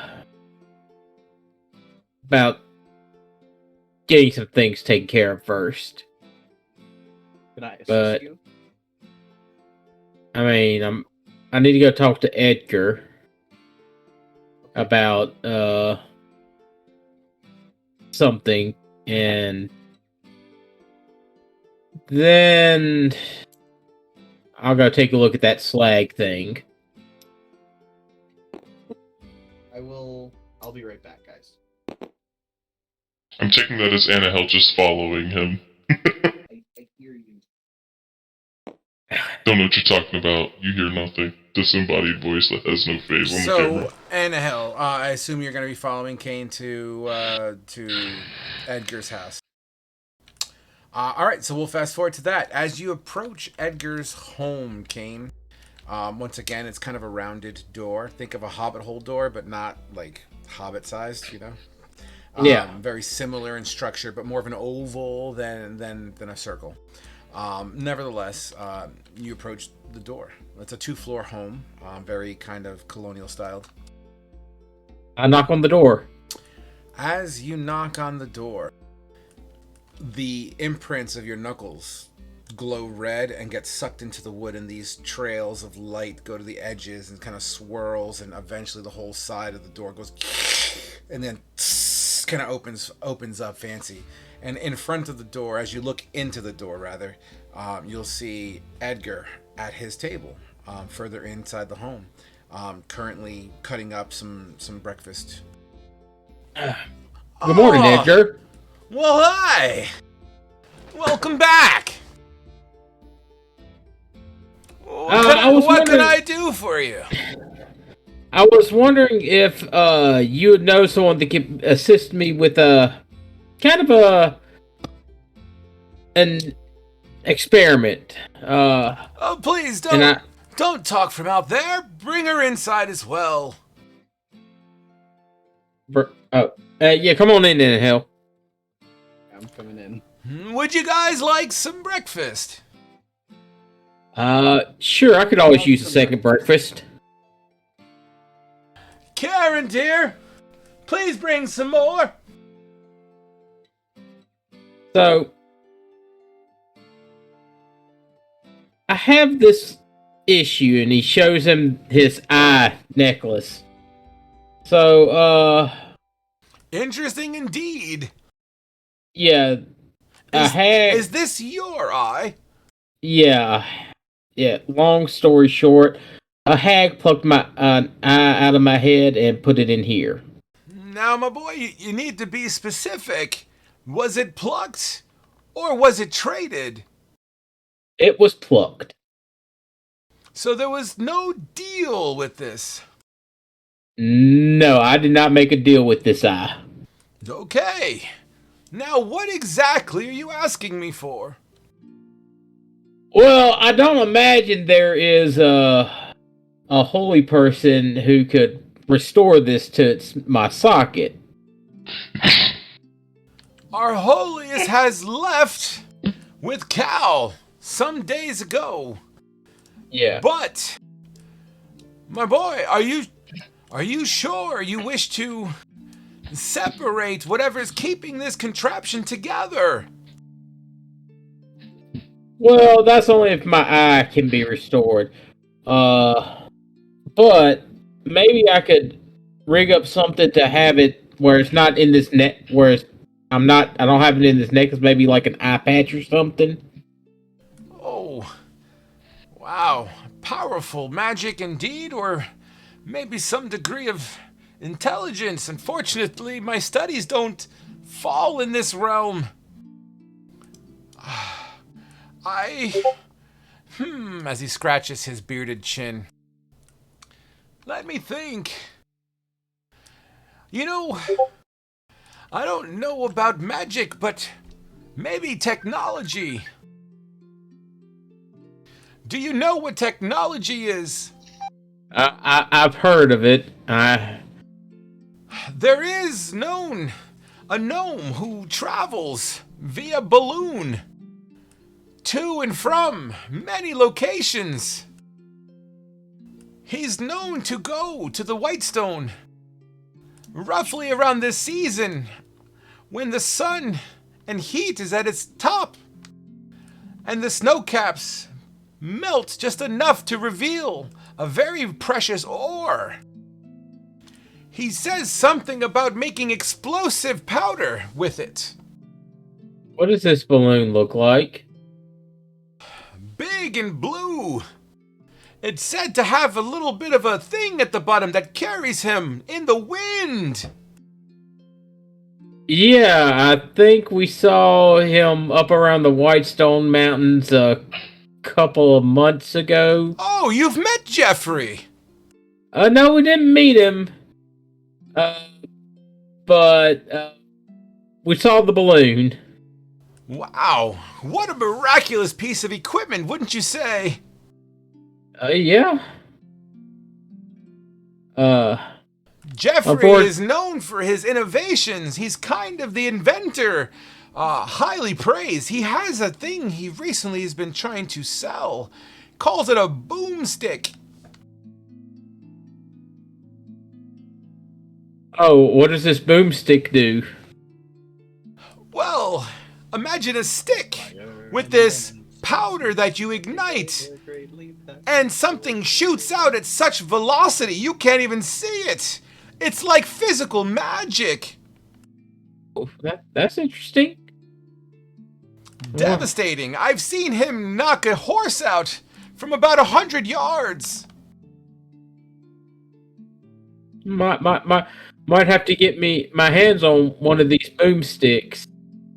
That's if you can find him. But like I said, I apologize. He doesn't trade through here. He usually cuts in between Mirladar and the Northern Holy Lands. And once again, he likes to visit Whitestone, right around the Crystal Peak where this ore is found. Well, maybe after a while I'll go check it out. Wasn't this guy in that one shot? Okay, that's what I thought. And just so I'm not getting confused out here, this was the balloon we saw when me and Asher. Yes. Okay, yeah, that's what I thought. It all comes full circle. Like a Marvel movie. These fuckers thought we were lying to them. Well, Annahel wasn't there for that. I know, but in spirit. In spirit, yes. Dahlia somewhere. Anyways. I wish I had the ability to fix you, my boy. Unfortunately, like I said, my knowledge is a little bit more on the arcane. The best I could do is make it look like you have an eye. Well, you pointed me in a direction of someone that could help me, so... Now, please understand that he's very seasonal. You have to get him in this time, or he might not be there. Well, we'll see what happens. Anyways, I got it. Well, maybe Annahel can help me out with my eye. Now, another question. We saw this burnt out house on our way to town. Yes. Yes, the Villarescas, I believe. Let me make sure. Real talk, out of character. Let me make sure.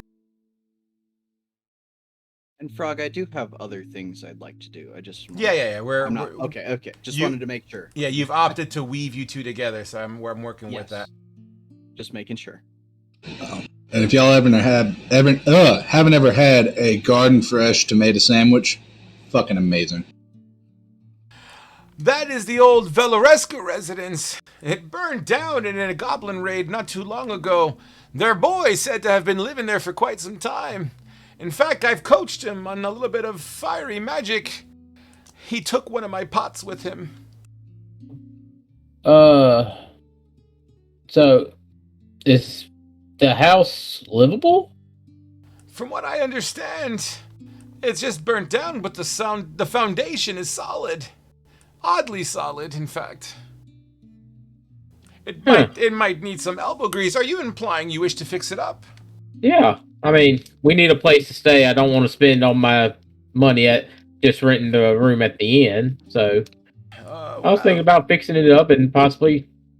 You know, that might not be a bad idea. The Holy Empire, who's recently come here, has not quite established themselves beyond these walls.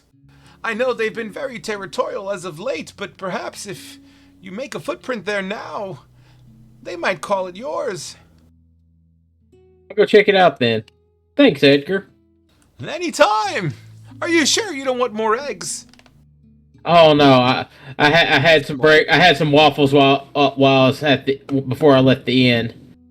They do have decent waffles there. Have you tried the Continental? Yeah. Started off in Belgium and worked my way through France. Wow. I don't know what you're talking about, but it sounds delicious. Anybody that's seen Key and Peele gets that reference. And what about you? You seem puzzled, my lady. Do you wish to have a question? I was just wondering if a remove curse spell would fix his eye. Well, there's no doubt some sort of enchantment going on here based on my initial inspection. However, by removing curse, who's going to reimplant his eye? I do have a question. Another question. When you asked if it was plucked or made in a deal, what do you mean by that? Well, if what you say is true, and believe me, I believe you. But from what I understand, when you make a dark pact, no remove curse is going to get rid of it. It has to be seen through. It's made with a dark magic that usually is not nullified. So I'm sorry. What if she breaks the deal pact first? I've never heard of the story of a hag breaking their deals. I don't know what deal you made exactly, but I recommend sticking to it. Of course, that ain't gonna happen. Well, that's your business, and I will never intrude. I do apologize if I've come across too strong. I just wish to help. Oh no, you've helped plenty. Just the information itself is useful. Plus, place to stay. If we could get that place fixed up. Like I said, anything inside these walls have been recently claimed. I'd say slim chances of anything with that, but out there, that's still technically wilderness. You should be fine. Okay. All right. Well, I'm gonna check the place out. See what all needs to be done. That's fantastic. Come on, then, hell, let's go. Now, if Oscar comes back, tell him that he's been gone for too long. His home is no longer his, and his land has become forfeit, and that I apologize. Might have to get that from you in writing, but we'll deal with that we'll cross that bridge when we get there. I'll speak to the council. I'll let them know. Maybe even loan you some lumber. Oh, that'd be great. Perhaps you can pay it off later. I'll definitely try. I generally do work for hire, so. Well, that's fantastic. Come on, then, hell, let's go. Let's go. As you leave, the door kind of closes behind with Edgar saying goodbye. And then we will pause you guys there as we come to a sleepy gray orc, or a gray, not orc, excuse me, a gray dwarf. I love this music playing, by the way. I was gonna say, I don't get sleepy. Yeah, I'm just gonna be trying to find a library to do some studying. As you walk up towards the only library that you know is currently active in town, you pass by Kane and, not Thalia, fucking Anahel. As you make your way towards Edgar's place, as you heard from a local that's the easiest place to get any kind of books. Morning, Thermal. He just is morning. He's just rubbing his back. Looks like he didn't sleep well. Ooh, you okay? Just alleys aren't too comfortable. And he's Well, kind of stretching. Well, I'm looking into getting a place. There's this burnt out place that we just heard from Edgar. I'm gonna check out, see what work needs to be done, and Edgar said about maybe lending some lumber to help fix it up. You wanna come look at it with us? Yeah, I'll check it out. I'll stop back here. I was just gonna do some research. Okay, what you researching?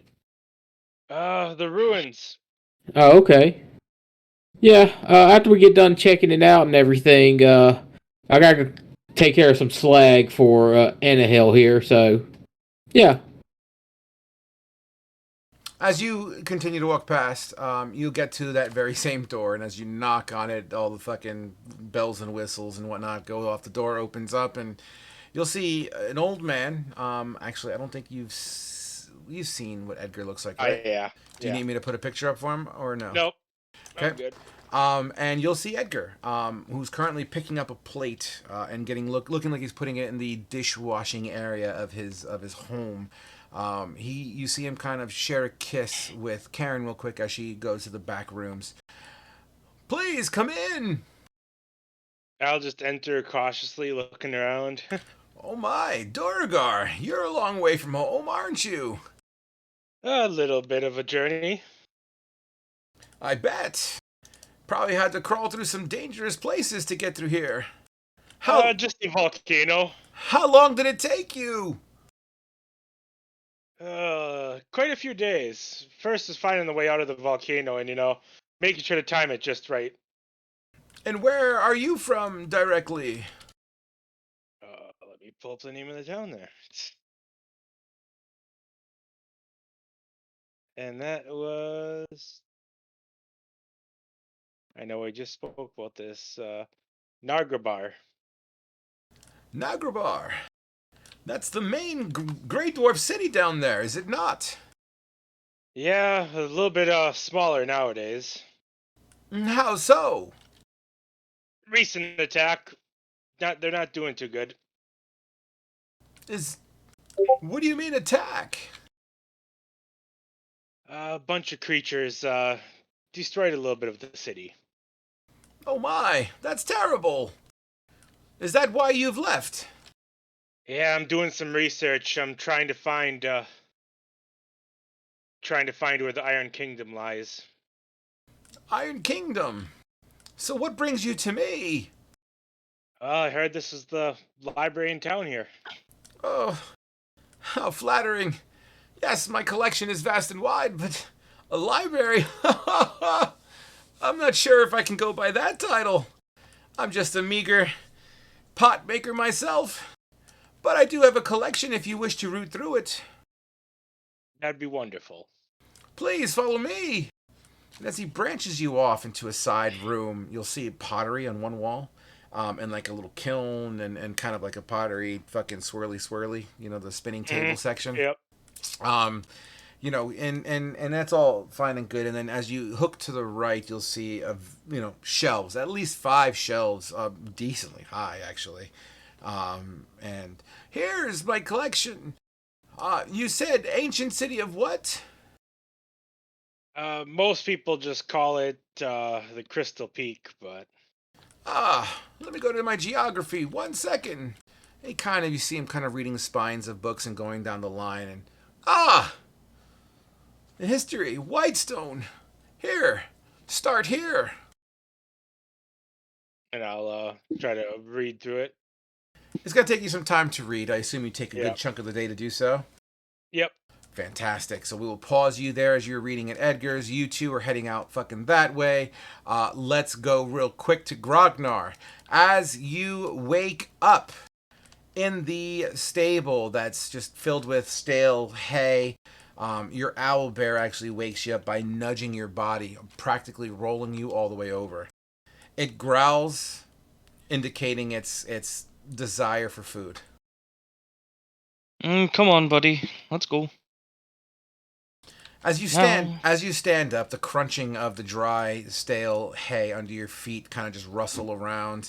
The owlbear herself kind of shuffling through. She's got like pits of, like stuck to her fur, a bunch of hay and whatnot. The fireworks have ceased at this point. As you both exit. So you exit, the sunlight really shines into your face, kind of makes you wince just a little bit. To your left, you would see Annahel and Kane kind of walking off. They're about maybe half a football field away, heading that way. You would just see Koval, oh my god. Thermal. You would just see Thermal going into Edgar's home, as well as other people out and about. Well, the best place to get raw meat is the nearby inns. As you make your way down to the docks, you'll see some ships coming in from sea. I wouldn't even call them ships, more like boats at this point. But there's barrels all around them. In fact, at this range, you'll be able to see one of these barrels tip over as one of the manual laborers kind of trips on one of the dock boards that are kind of popped up a little bit, spills fish all over the dock. Where can I go to buy a barrel of fish? These fish barrels are going to the Holy Empire or at the cathedral. You're gonna have to ask them. As he just, he's disgruntled, putting fish back in the barrel. Like every fucking time I trip on the same fucking one. I'll just... I'll use Mage Hand to assist the man, and then head on my way towards the cathedral. Thank you. I need this money. I hate this job, but I need this money. Drying fish is just not for me. Do you have kids? 2. This will help you get by. I'll hand him 4 platinum. He's dumbfounded. Are you joking? No one should have to work this hard through a thing they don't like. You hit a button. You sound like a bullhorn. That was loud. Better? Much better. Yeah. Sorry. Fucking voice mod. As this guy holds these platinum pieces, he continues to kind of scoop the fish in the barrel. Just 1 second. Walk down 2 alleyways, make a left, and duck down next to the tarped boxes. Okay? I'll be there in 2 minutes.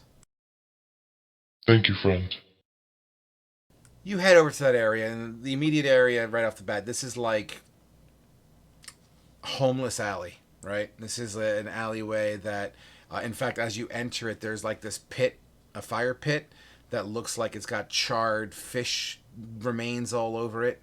It's dingy and dirty. The runoff from the town, from the hillside, seems to channel in the middle of this road here. So there's like this little miniature stream that just kind of cuts through this alleyway. Homeless on either side, kids, adults, women alike, a whole 9 yards. And as you sit there, hey, mister. A little kid, I'd say roughly about 10 years old. What's the name of your puppy? This here is Muffins. Would you like to play with Muffins? Or pet her? Muffins is scary. Muffins is very scary, but as long as I'm nearby, she doesn't harm to anyone. Isn't that right, Muffins, as I scratch underneath her beak? Animal handling. Oh, fuck.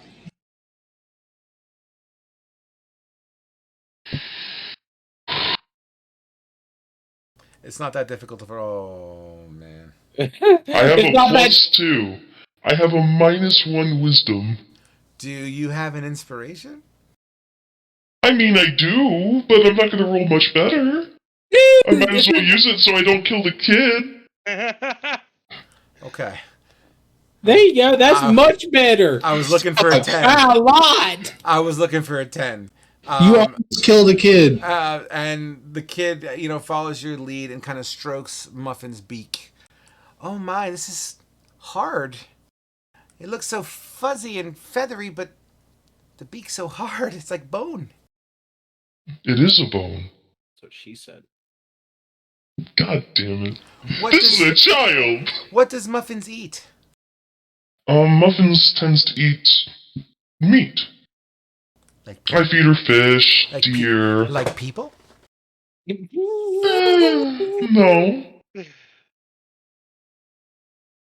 Can you make it eat my daddy? What the hell? I mean, same kid, but damn. Jesus, we just met the big bad evil guy or girl. Child, why would you want Muffins to eat your father? I'm just kidding. Or was that? You can't yank my leg like that. I relate on like a spiritual level to that, but still, I was not ready for it. Anyways, 1 second. You look all dirty. Let me fix that for you. I'll use prestidigitation again. His brown hair turns blonde. Ooh. I know, right? And his brown skin actually turns to a decently Caucasian, lightly tanned Caucasian kid. It's decently Caucasian. It's like the spicier mayonnaise. Little one, if you could, for me, if you see anyone that requires to be cleaned, send them towards me. I'll gladly help them not feel like they have grime all over them. We're all dirty, silly. Yeah, we are, but it's best to be clean. I would like to help you all. You're funny.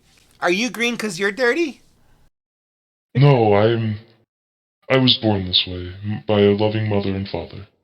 Oh, yeah. I don't know. Wow, and then you just say that. Just rub it in. Daddy's on the water right now. Right. We lost home when Thorby was around. He took everything. And Mommy's been trying to work at the bar, trying to make ends meet, but, it's hard. We sit here. She says when I get bigger, I can get a job, and I can help, maybe get our place. Asher, urgency! Asher! Can we adopt a child and her parents? Asher is asleep. Don't you know that you have to own a home in Skyrim before you can adopt a child? Asher sits up in bed from the verbal grognar, and it's like, what the fuck? Homeless child needs love. Very dirty. Please.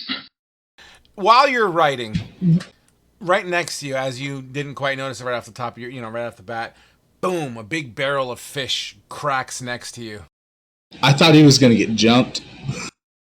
Yeah, he totally paid that guy money, and then he told him to go around the corner. I totally was expecting that guy to be stabbing him in the back. Yeah, rich people to that place to get jumped. As this barrel hits near you, obviously Muffins is totally about it, fucking salivating everywhere. Daddy! Eat, Muffins. And I point towards the fish. The kid runs to the man that dropped the barrel. Daddy! Daddy! Gives him a big hug around his waistline. I'll clean him as well. He becomes decently Caucasian as well. It's decently Caucasian, like whenever you have a marshmallow over the fire and it just starts to get that crispy tan. Yeah, exactly. Yeah. It's like me. I'm decently Caucasian. I have a little bit of a tan, but I'm still white. Caleb is very Caucasian. Thanks. So as the father would then speak to the child, come on, son, let's go get mommy. And they start to kind of walk up the alleyway. There you are, Grognar, sitting there with a barrel of fish and an owlbear. What are you going to do? Do I see any homeless people near me? Plenty. I'll give 2 fish to each of them. And offer to cook it for them while Muffins eats the rest of the fish in the barrel. Absolutely. And you absolutely can do so. As you acknowledge this little fire pit that's there. It's kind of out of character. It's just funny that this is happening because the exact same scenario happened on the Monday table with another character who cooked for these exact homeless people. It's kind of funny. It totally happened organically, by the way. So yeah, you can take whatever leftover fish heads or what have you that's in there. It seems to be a good mashup of different fish between mackerel, flounder, maybe even a piece of a tuna fin is in there. You know what I mean? Things like that. But yes, you can take the majority of the day and cook if that's what you're looking to do. Fantastic. You know what? That's what I'll do, and I'll use the prestidigitation thing to make it flavored. Wow. I'm curious. What flavor, man? What are you doing? Lemon? Okay, so what I do is I make it taste like lemon lime, and then I add a bit of garlic and what is it? Thyme is really good with fish. That's what it was. I couldn't think of it. Awesome. All right. Yeah, man, you make a decent meal. Why don't you roll me a performance to represent your quality of cook, though? Even though your prestidigitation is going to happen without a problem, but the quality of the cook is going to be a different scenario. Let's go! Let's go! Yo, this is fucking crazy good fish, man. Crazy good fish. And these people are very grateful for it. Please make sure you deduct the 4 platinum that you I already did. Beautiful. Thank you, sir. That's why my voice got all fucky. So, still yelling what the fuck in your head. As that's happening, Eustace, who we haven't heard much from today. Eustace, never mind, it's fixed. You're day 1. All right, I'm gonna wake up and go down and get the breakfast. You know, a little omelet sandwich type thing. Some cooked eggs wrapped in some pepper bread on the go. Absolutely. Definitely continental. You can definitely do it. You see a woman who's currently kind of scrubbing the bar down, cleaning it, getting ready for probably tonight's operations. Yep. And I'm just going to stroll on by, and I'm going to head to whatever this town calls a store. It's going to be my first stop.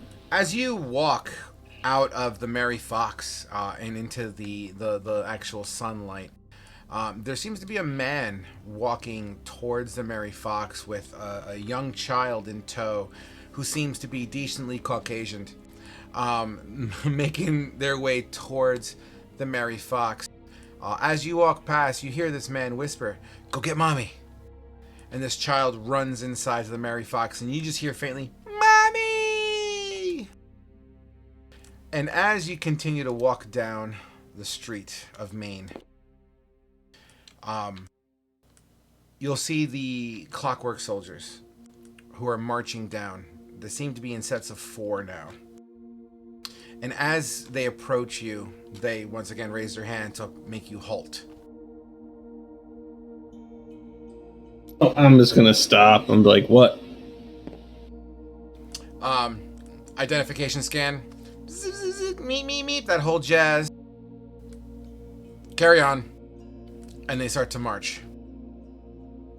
One of the civilians that are in here just kind of look at you baffled, like, what the fuck was that? Man. Yep, I'm just going to keep walking by him. Things are sure changing around here. And you continue to walk up. You get to kind of where the front gate was that you guys came in through. You know, to your left is Edgar's place. To the right is the cathedral. I'm gonna head to the cathedral area because that's where the store would be. Absolutely. As you make your way to the cathedral, and I guess take your tokens off the table real quick. I'll put up the cathedral for atmospheric purposes. Plus, I like showing it off.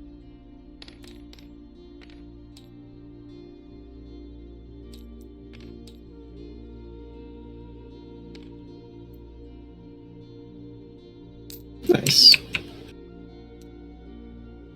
I don't know who hasn't seen this map yet, but yeah, one of my first maps I ever made on Tabletop Simulator. I like it. Yeah, it's different. Did you show us this before? I've used it on different tables before. Whether or not you've seen it, I'm not sure. This is our first time seeing it. Familiar. Oh, for Not really? mine. Yeah. This is my first time seeing it, that's for damn sure. Yeah, we haven't seen anything like it before. I'm pretty sure only me, Kavul, and Fate have seen it at this table. Do what? I'm pretty sure me, Kavul, and Fate are the only ones that have seen it at this table. Yeah. Yeah. Awesome. Okay, cool. Let me set some mood up real quick. One sec.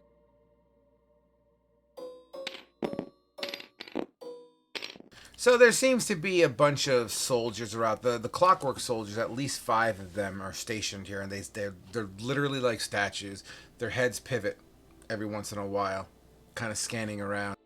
The soldiers themselves are kind of in some sort of a uniformed kind of cadence of sorts. Doing, I guess, calisthenics or fucking poleaxe maneuvers and training type of thing. As you approach them, one of the Clockwork Soldiers, once again, halt! Identification scan required. And as his eyes shoot these little beams of lasers out to kind of scan you over, unauthorized access. State your reason for being. Oh, I was told there's a store here that accepts barters and trades. Storage and trade. Access. go directly to wine. All right, I'm on my way. I'm just gonna go keep moving. I assume it's inside. As you make your way in, you'll see this large circular kind of pit arena scenario, like all the pews that were what. I don't know what that sound was, but okay. As you know, you see this pit, right? So, like pews of this cathedral has been pushed to the sides, making like a ring using the church pews, and they're like doubled and tripled layers. So it's almost like an audience seating, kind of like WrestleMania style kind of stuff. To the right, you'll see a door that goes somewhere. To the left, you see a door that goes somewhere, and then to the far left, there seems to be an old arched cathedral-esque. By the way, this is fucking beautiful in here. When you go inside, there's a ginormous statue of Helm, which may seem very familiar if you're, to this table. A very similar statue of Helm in this cathedral that reminds you of the statue of Milidar. Nevertheless, to your left is a spot, and there's like a wooden sign that says...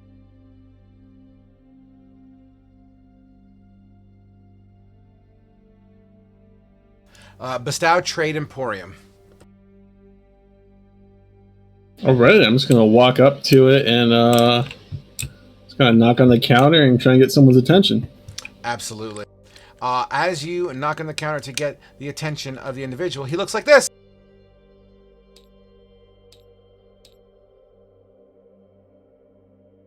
This guy's familiar too. As he just stares at you. He just looks at you, right? He doesn't even acknowledge you coming in. It's almost like he's waiting for you to say something. It's the explosives dude from Atlantis. All right, Shaw, I'm here to trade and barter. What do you have? He smiles at you and kind of turns to the corner. Yeah, we got a guest. We got a person here. He's going to finally trade something. We get resources. Yes. Yes, welcome to the Trading Emporium here. What are you looking for? Magical scrolls. Scrolls? He thinks we have scrolls. Scrolls. We have a couple scrolls. Sure. Let me see what I got for you. 1 second. I think everyone in this town has a mental disability. This guy definitely does. Calm down. In your trade chat, or your loot chat, 1 second.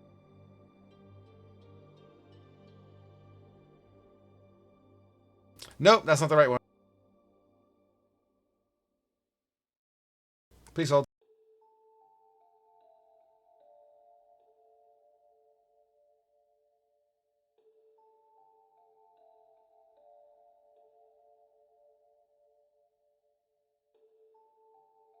I believe that's the right one.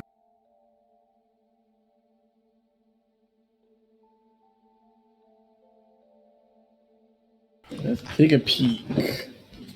I must tell you. We don't do gold. Trades only.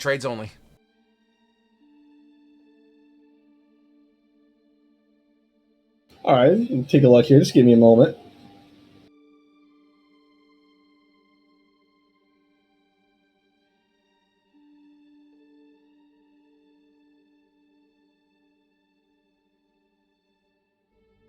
He turns to the wall. Have all day. I don't have all day.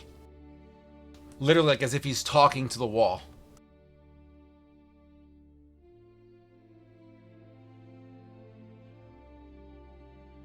Hold on. What do you have for trade? As you're kind of perusing his inventory, a couple soldiers come in. Hey, Wine! We need blades. We got 5 new recruits coming in. And the damn blacksmith is taking forever again. We just need burner blades. He kind of kicks his head over to the side and kind of guides them around. Thanks, Vine. And they kind of go around. They don't bump into you, but they're clearly don't give a fuck about you. You know what I mean? Like, and they grab their blades and they exit the room. So what'll it be? What'll it be? What'll it be? Hold on. I think I see 2 things I might want. What do you have for trade? What do you have for trade? What do you have for trade? Ah, he's taking forever. He's taking forever. He's taking forever. All right, I got a couple scrolls of my own. I have 2 scrolls. I have a scroll of silence and a scroll of mending. And I would be interested in your flaming sphere scroll. 2 for 1. 2 for 1. 2 for 1. You got a deal. You got a deal. You got a deal. All right, done and done. And I hand him the 2 scrolls. He turns to the wall. Finally got rid of that scroll. Got rid of the scroll. Got 2. We got more money. More money. He turns back to you. Thank you. Thank you very much. Anything else? Tell your friends. Always trade. Always trade. You find something out there, bring it back. Give you credit. Nope, I'm good. Thank you. And I am headed out. As you exit, how do you wish to do the rest of your day? I'm going to go talk to Edgar, I believe, next. As you head to Edgar's house, and you knock on the door, and the fancy fucking door opens up again. As you enter in, you don't see Edgar. In fact, you'll see Karen, who's at the table right now, who seems to be prepping some sort of a lunch scenario. And she already acknowledges, she remembers your face, and she just kind of points in that direction. I'm assuming you go that way? Yes. All right, you head over in that direction. You will see the gray dwarf that was eating with you guys last night, who's kind of tucked in a corner and possibly even sitting on the floor rooting through a book. I seem to be the popular one today. How can I help you? Oh, I was just wondering if we could have a moment. A moment is all I got. A moment is what I can give. That's great. And I'm going to kind of look at like the gray dwarf. I'm going to look back at Edgar. Yeah, I'm just going to I'm going to hard cast my my little hut sphere to stop the sound from leaving. So the dwarf can't hear anything. Okay. So, okay, hold on. I'm going to make sure I understand what your intentions here. So you're just trying to, you're going to burn a spell so the dwarf can't hear what you're saying. Yeah, I'm implying the importance of the conversation. Fair enough. Fair enough. Okay, sure. You absolutely do so. Thermal, the sound around you goes away. It literally sounds like you're wearing noise-canceling headphones on. He doesn't notice, just still studying the book. Fair enough. Okay, cool. Thank you. All right, Fate, you do, or fucking Eustace, you absolutely do that. So, is there something you wanted to tell me? Son, I'm pretty old. I've had so many conversations today. Can you please be more specific? At dinner, when we were leaving, you said you had some news for me. The only news I had was the knowledge of the school you've come from. There's not many people that know about that. They say it's where the best are trained. Having been an alumni from them, let's just say I myself seek more knowledge. It's a daily quest of my own personal one. One that seems to be shared by many, many, many of our alumni. What is it you seek? I was sent south by Kendori. He told me to look and wait for something. Did you happen to have any idea what it could be? Oh, Kendori always speaks in riddles. Though I've never really fully appreciated his presence. I tend to stuck around Dryos. Dryos was my main mentor. Although Kendori got around. Nevertheless, if he says to head south, and you're looking for something in specific, maybe it's me.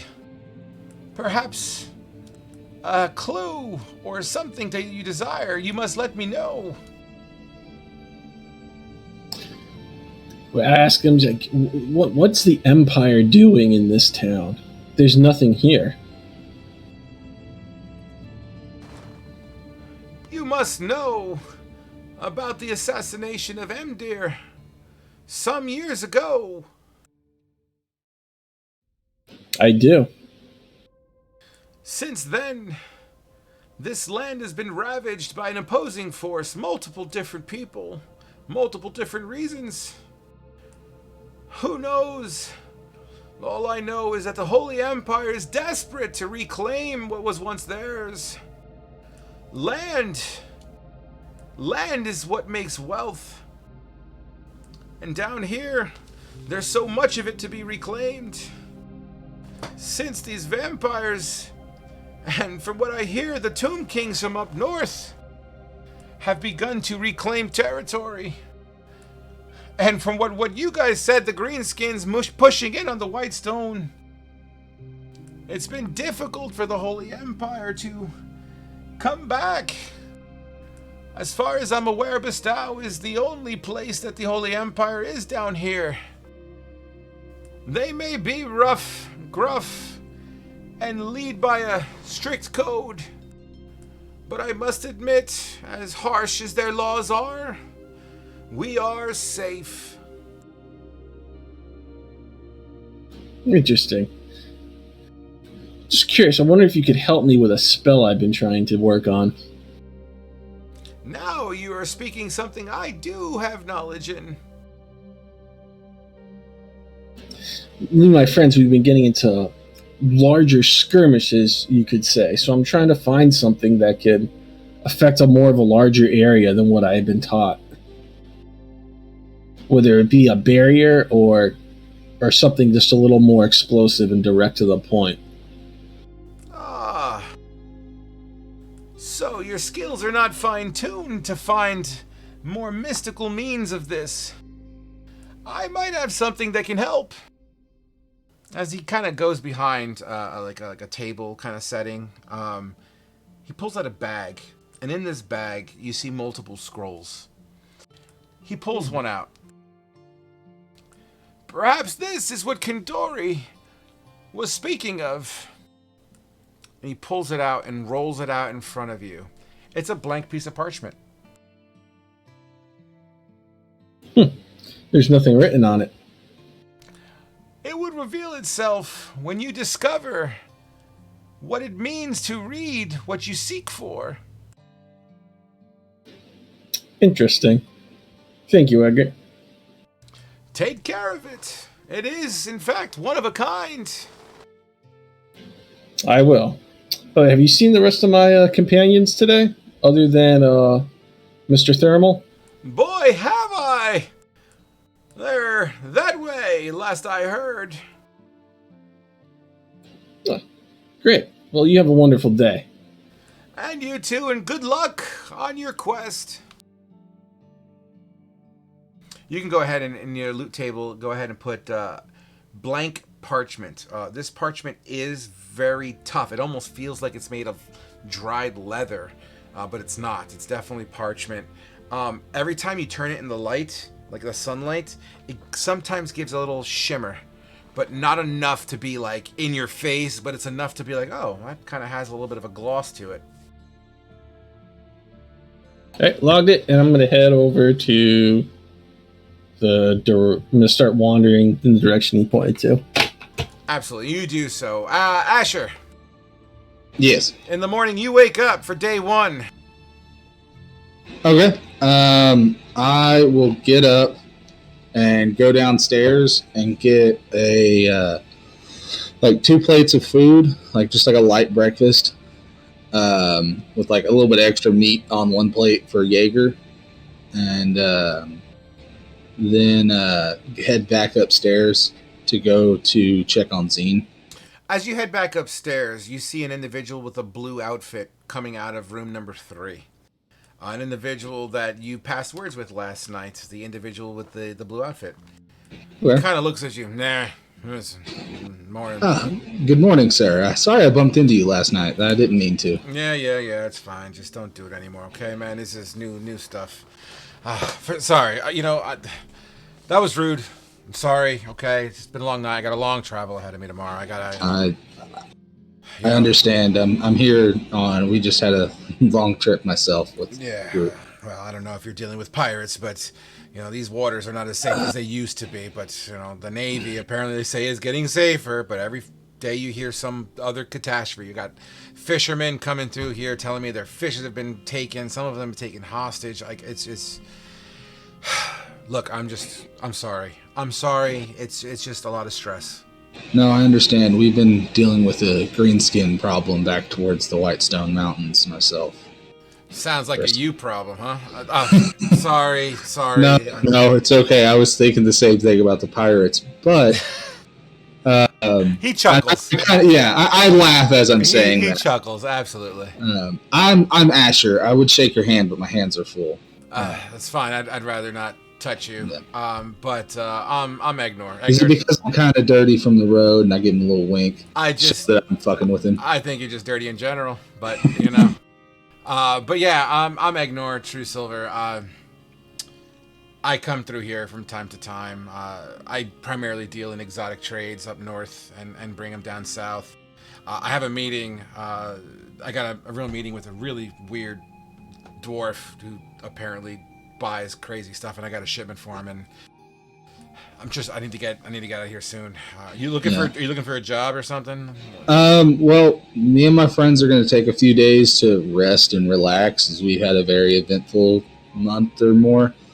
But if you're going to be here for a few days, my friends and I could talk to you about possibly a job. No, I'm leaving. I'm leaving in like an hour. I'm sorry. Well, if you're going to be back in a few days, we might. It depends on what Glimmin has to sell me. But I'm gonna go out and pick up some things. I got a date with Glimmin, and then some other. Glimmin? Glimmin, he's got this crazy caravan he walks around with. I met Glimmin, and I show him the longbow that we got, the very fancy longbow of warning. I sold him that 2 months ago. Well, I got it off of him. It's very nice. Fantastic. How much did he sell it to you for? We traded. I think he got the better end of the deal than we did. I traded him a dagger of warning, and I think a friend gave him a ring of spell story. Woo-hoo! He sure did. Yeah, but the bow was going to do me a lot more good than the dagger, as I am kind of more of an at-range guy. Do you typically buy crazy exotic stuff? Because I happen to dabble. We are always in the market for it right now because of everything going on. Our funds are kind of low, but your funds are low. Yeah. Okay, I gotta go. But we have come across some stuff, and if we come across any more, we could trade with you. And I kind of tap my breastplate that's magical as well. If we come across some stuff, though, we could possibly do business with you. Yeah, like I said, I'm in the market. I tend to go for traders and collectors myself. Yeah. Very rare exotics. I mean, Glimmin might dabble with the weaponry side, but I'm in more into artifacts, statues and stuff. But I come across a decent weapon from time to time.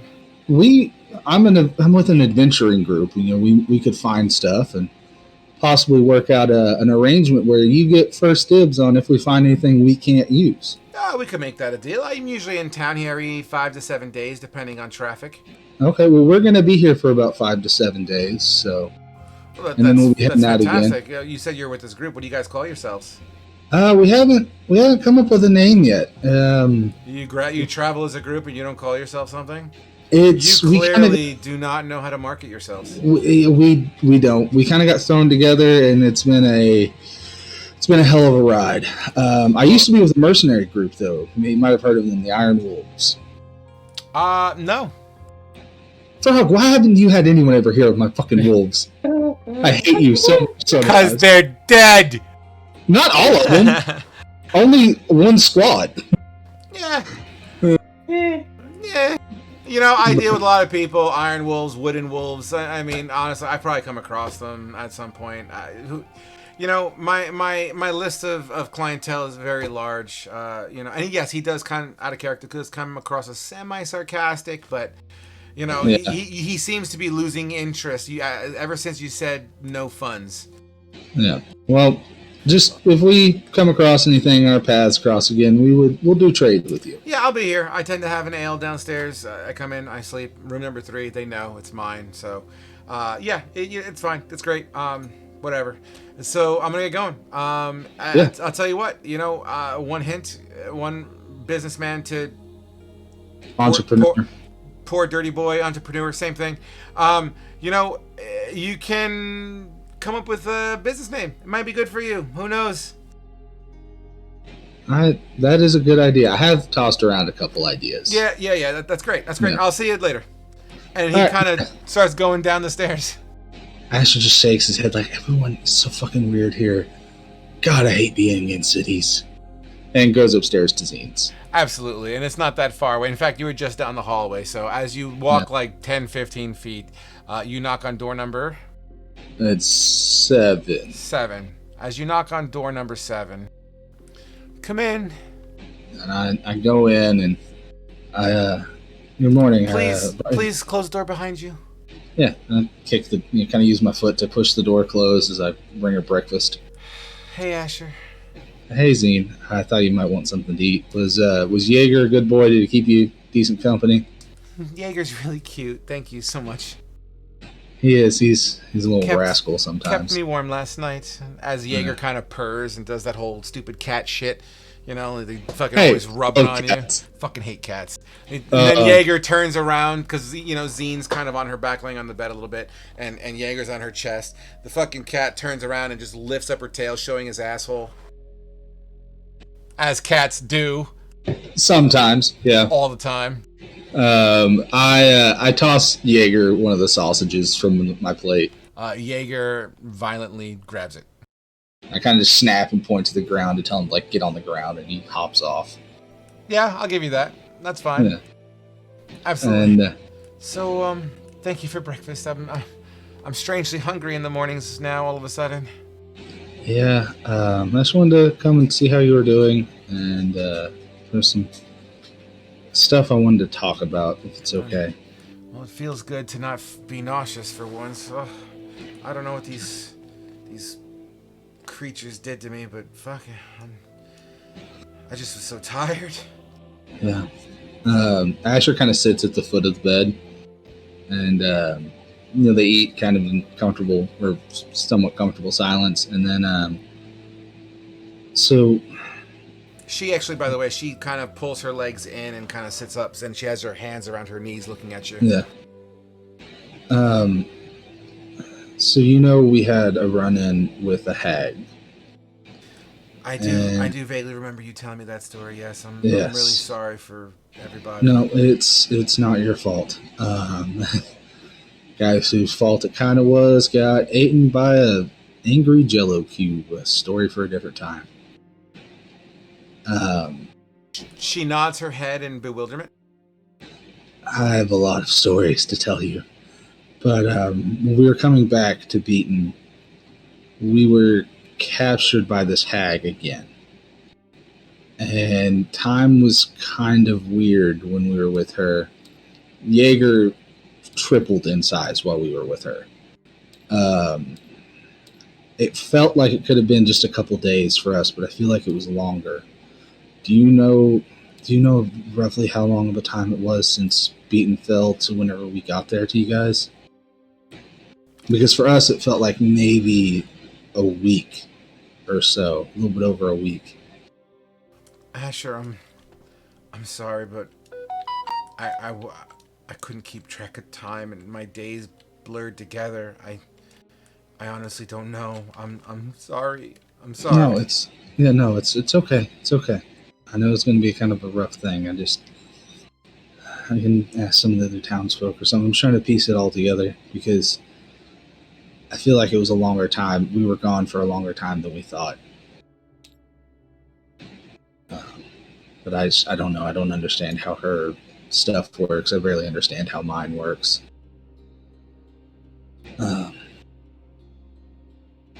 But do you feel like you're up for a walk? We could go maybe see if I can use some new clothes and I can stretch my legs, please. That sounds lovely. As long as just don't leave me. No, I'll be with you the whole time. And you make your way outside. You close the door, you lock it and whatnot, and you walk down one of the streets that are kind of more to the north side of town, up the hill, on the greener side of town, further away from the docks. And as you guys are walking down the road, Zine would. Please hold. So Zine's kind of walking. She looks very closed, you know what I mean? As the sunlight hits her bluish scales, Asher, your passive perception's fucking nuts, so I'm just going to give it to you. It's 19. Yeah, it's fucking stupid. So you notice that although the scales haven't grown more, it covers a good chunk of her face, but they now seem to be frosted, like white. So the blue scales are like an undertone of the white scale that they seem to be turning into. Kind of like glacier ice? Pretty much. Okay. Just so I can kind of visualize it a little better. Yeah, but it's a patterning. It's not an actual ice. Yeah, no, I got what you're saying. Absolutely. Yeah, I would take that in, but I wouldn't really, say anything. I'm just kind of enjoying walking with her. And I kind of want to go towards the blacksmith, Jeremy. As you walk in that direction, Zine stops for a moment. Yeah, I stop with her. She kneels down, and she will pluck a couple of flowers that seem to be growing into the between the cobblestone bricks on the edges there. Mm-hmm. I always enjoyed flowers. Well, one day we'll get you those flower gardens back. That would be nice. Asher, may I be frank with you? Of course. You know I have to go back, right? To Beaton? I have to go back. I know. We're going to see what we can do to retake the town. They're my people. I know. Yeah. The Empire has a hold here. We could possibly get some help from them. They are wanting to expand and show their might again, so that could work in our favor. One thing I've been able to do again, I've been looking at it. I was playing with Jaeger last night, and it happened accidentally, and she kind of holds the base of one of these flowers, and it begins to slowly kind of go up the shoot of this flower and around the bud of this flower. It all starts to turn to ice. Basically, it just kind of like freeze frames this flower, and it's kind of just icicled. And she hands it to you. I take it and look at it. It's cold to the touch, and it slides through your fingers like ice. It seems to be coming back. Well, that's good. You were quite powerful whenever we met. Yeah, it wasn't powerful enough. There were a lot of them. From what I heard, she took out a lot of them. I don't remember. I wish I did. Well, some of the goblins did. I can understand what they say. As you continue to walk to Jeremy's and kind of just talk back and forth with Jaeger in tow, Jeremy's in front. Bink, bink, bink. Excuse me, sir. Are you Jeremy? Yeah. I'm Jeremy. How's it going? I'm great. Oh, you need help? You buying something? Yeah. I'm new in town. Wow. Sorry, it's been a good day. You're new? I love new people. New people are my friends. A group of us came in last night. Would you happen to have arrows? Yeah, absolutely. For quiver, 1, 2. I need about 40. 40? Whoa, I don't know if I have 40. I may have 20. I made the arrowheads 2 days ago. Apparently the Holy Empire they wanted more, and I over delivered, and I got extra. I got about 20 extra. I'll take those. How much for you to make another 20 extra? Another one. That's gonna take time. I have an order already. I got to make this crazy robe, and I got the Holy Empire. They want like 5 more swords. I want to help you, but can you wait? Like, do you need it now? Are you going hunting now? No, I'm going to be here for a few days. We're taking kind of a break here, vacation, if you will. Okay. In Bestow. I'll be here for about a week. Okay. 5 days. It might be good. I got my slag is being taken currently. The next shipment comes in tomorrow, and I'll be able to get it in. Some weird doofy guy with no fucking eyeball apparently is. My friend Kane. Kane. Okay, interesting name. Yeah, he took the slag this morning and took it out to the docks for me. It was weird. Why was he doing that for you? I don't know, because I did the job for it was for some angel, big tall bitch. I don't even Anna Hell, part of my group. Oh, she's an odd one. You're in a group like together, like a band. We travel together. We're adventurers, mercenaries type thing. What do you call yourselves? We haven't got a name. We've kind of been thrown together and been a little too busy to come up with a name. I mean, granted, I know I'm not the most original, but my store, is a name that. Hold on. It's like Jeremy's Smithing. Jeremy's Smithing. It's not all that flashy, but it's a name. We are going to discuss a name. I think we do need a name. From a marketing standpoint, it might be good for you to get a name. I agree. I've got some ideas. I feel like Frog is trying to tell us. This is Frog's revenge for every time we asked him, what's this NPC's name? I'm just going to say, out of character, I've thought of some names for our group. So yeah, we can discuss that. Damned. But okay, Grognar, you press the button. I need you to stop talking like a little girl. You sound like a chipmunk again. Quit hitting buttons. But if you're looking for more arrows, day 5, 5 days, 5 days. I'm sorry. I'm just so backed up right now. No, it's fine. How much will it be for the 20 and then the additional 20? I mean, you're looking at the labor. A quiver itself is price check me. I think it's a gold per quiver. I have my book right here. Let me check. Please do.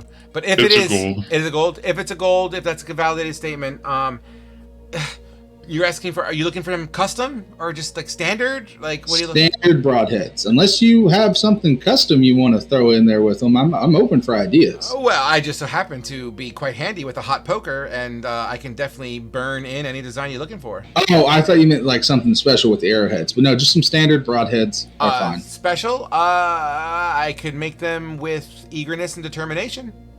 I like your attitude. My man! All right, yeah, it's great. So yeah, I can get you an extra 20. So 20 now, a gold a piece. But the ones I make, because of the supply chain, inflation's crazy these days. A gold and 25 silver for each additional quiver after that. Sorry, what'd you say? I was looking in the book. So a gold for the two. Well, a gold each for the two that are already made. The quivers comes in 10s, I believe. No, the quiver is 20. Is that a quiver? So then never mind. 1 gold for this quiver, a gold 25 for the next. Okay. Let me do that. So it's 25. It'll be 2 gold, 25 silver for both. And it's 10 silver to a gold, right?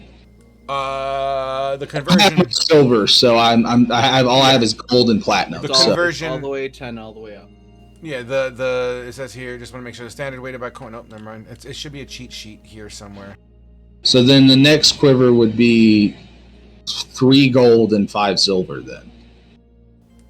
No, it's a gold, 1 gold, 25 silver for the second order, the one that he has to make. 25 silver is 2 gold and 5 silver. I'm sorry. Yeah. The new 0.25. It's like 1 gold, 0.25, whatever that calculation is.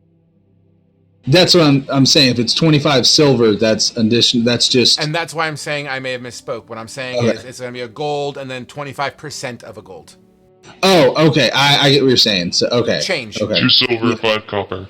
Yeah. There you go. I'll give him the gold for the ones that he's got, and then a gold and 3 silvers for the next batch. Oh my! Thank you. I appreciate it. I'll tell you what. I might be able to push this right in front. I all gotta do. I got this leatherworking kind of thing going on for a robe. I could definitely push this ahead because I undercharge. Something. She said she was broke. Yeah. That's all I needed from you, and I put the quiver of arrows, like the bundle of arrows, into one of my quivers. Would the lovely lady like to order something? That's what I was going to ask you about. Where can we find some clothes? Hey. I know you're a smith. I don't know if you make clothes. I dabble with clothes. I'm not the greatest, I'll be honest. I'm just one that's new, but I got this one order. I just got this one order for 15 gold, right? 15 gold. Not a bad deal. Custom for big wings. It's really crazy. It's first time doing it. Yeah.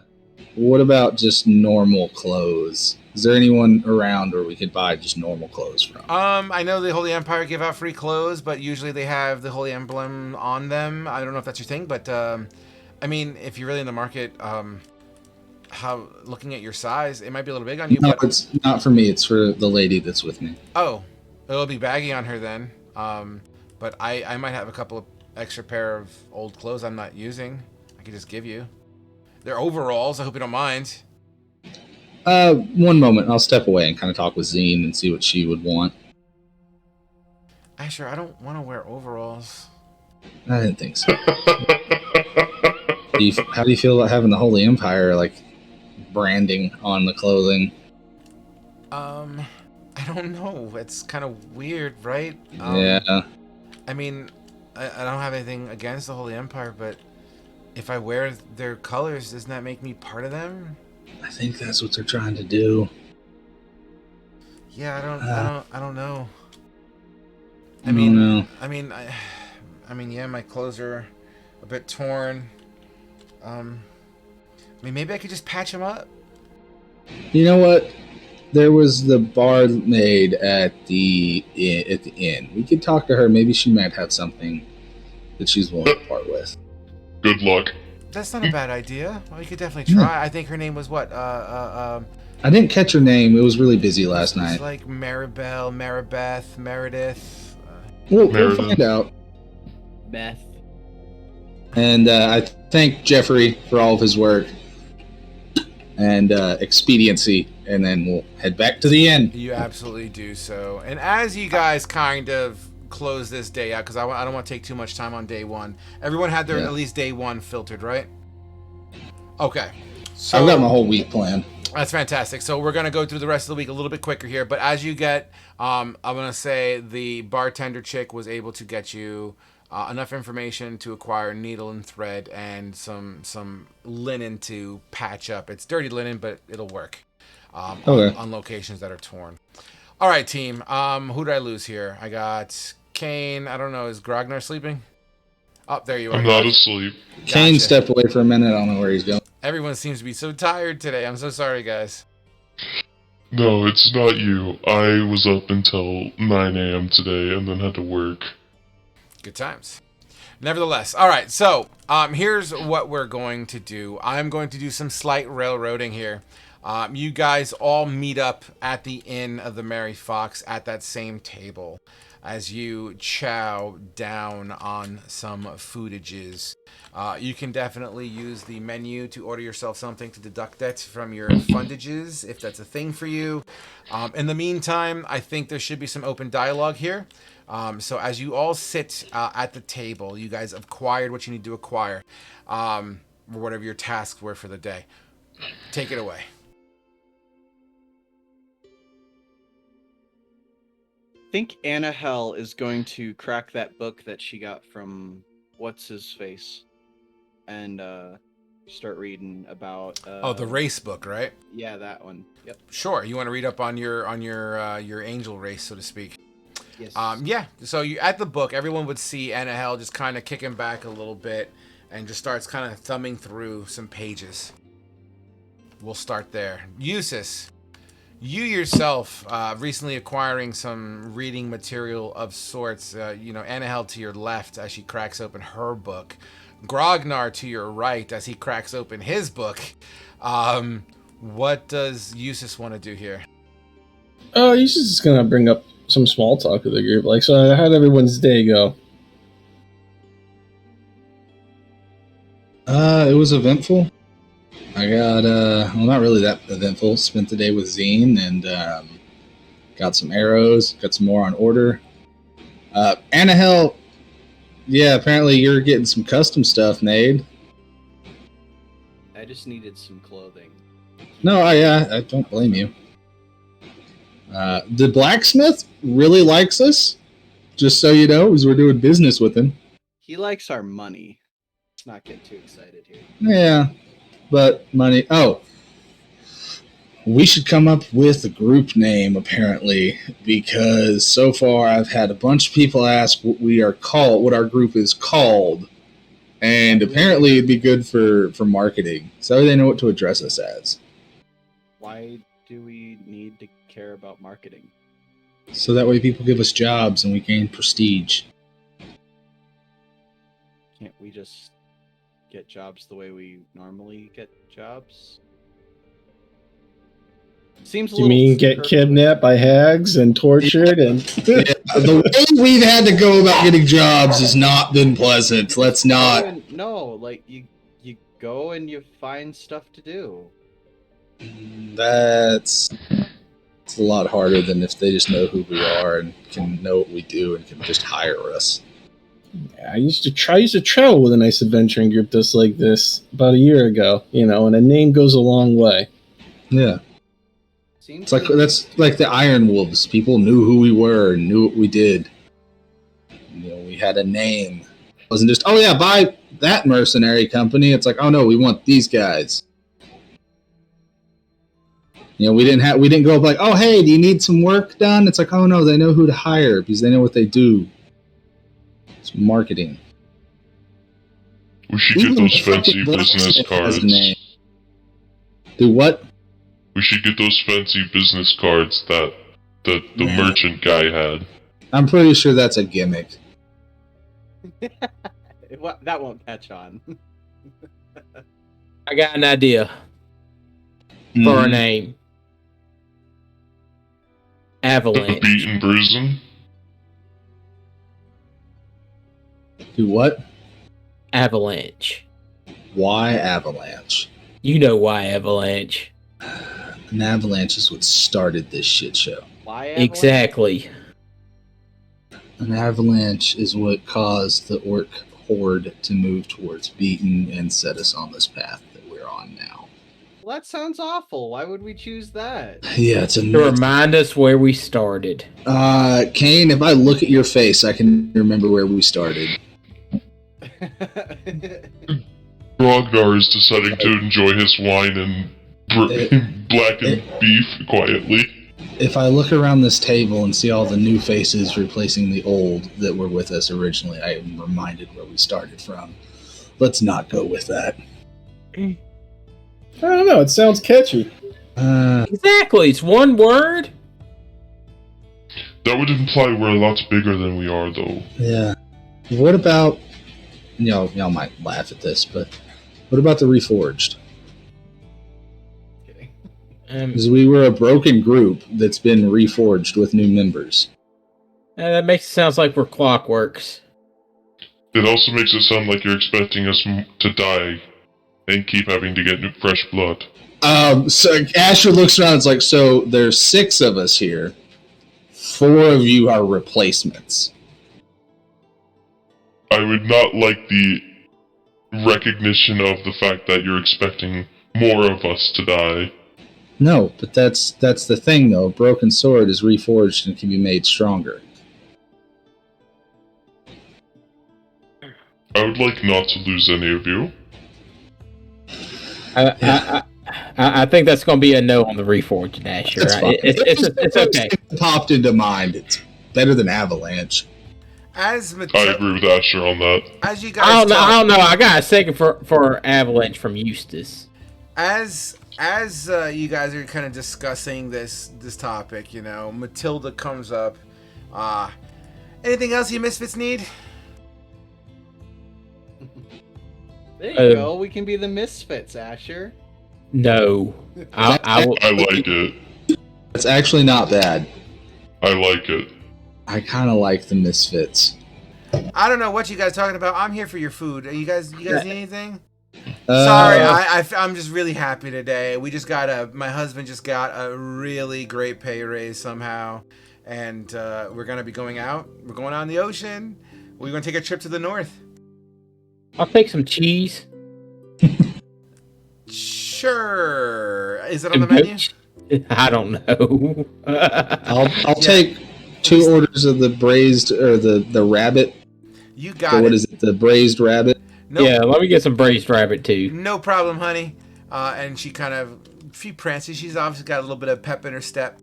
The bottle of gilded slumber Pinot Noir and blackened beef. You got it, honey. Ordered myself some chowder and ale. The dwarf behind the counter barks at her, an order of some sort. And, yesterday you recognized that she was very timid and did it. This time she's like, you might even see her do one of these fucking things to her, like, fuck you, I caused this. Nevertheless, she goes back to get your meals. You guys can continue if you wish. Frog, what was, we're the next day, right? Not yet. We're at the end of day 1, and then we're going to, because of what time it is and how much time we have left, what I'm going to do is a snapshot fast forward, and we're going to do day 2, 3, and 4 in text form, and then I'll give you more instruction about that. And then what was the state of the house? It's okay. Yeah, I can give you that information. I'll tell you what, when we do the snapshot, I will do some close-ended stuff to wrap up the session. You know what I mean? So let's finish this moment in time, and then we can definitely field the questions in realm of the game. Also, I asked Edgar about that burnt-out house. He says it's not claimed by anybody, and he'll talk to the city council for us, and might be able to give us some lumber to help fix it up. The only problem with that is it's going to take a while to fix that house. Well, I'm not going to be doing anything, and I've done this before, so... Well, I have plans for the rest of my time off that I want to do. Well, that's not fixing a house. We could always pay some of the homeless people that might need some coin. They'd be willing to do some manual labor that's other than salting fish. They could really use the money. We could also use the money we have. Yeah, but if you want to... pretty cheap. Exactly. So, if you have things to do on the days that we're doing our things, if Kane wants to do that... I don't mind enlisting some people to help. I got some money I can pay them. Yeah, and I'll slide over a few coins towards him. Yeah. You were slid over 11 gold. Kane. Okay. I'd offer to help, but if I could just stay in one of your rooms. Yeah, you can have the room that's supposed to be mine. I gotta sleep with my bird. Well, we'll try and build him a place he can stay there, so that you don't have to sleep too far from him or from us. I'm gonna put a place for you there. I hope you guys know, Grognard is gonna be so heartbroken if this bird ever dies. So, as the conversation's going on, your food comes out, and once again, Matilda, the waitress, she's very eager. Here you go, guys. Enjoy. I hope you like it. I hope your husband and son are doing well. She kind of, okay, thank you. She kind of weirdly walks by. She's never seen you before, so yeah, she's like, all right, cool, thanks. Yeah. The minstrel in the corner seems to be different this time tonight. It seems to be a very small minotaur in the corner who's playing amazingly. The finger picking is incredible. The sounds that are coming from his lute is exquisite. Everything just radiates. The whole bar is just loving this music. This minotaur, I'll show a picture next time. But this minotaur is very brown in complexion. One horn has kind of a dangling bag from it. It's got the word "tips" written on it, and it kind of swings from its antler or its horn. The other one seems to be semi-snapped in a way here, but everyone seems to be very entranced by this creature. Nevertheless, back to your table talk. So the misfits. The misfits? That was a joke. It suits I was us. making fun of you for listen, no one's gonna hire a group called the Misfits. I would. Never mind. What's it? Zine, what do you think?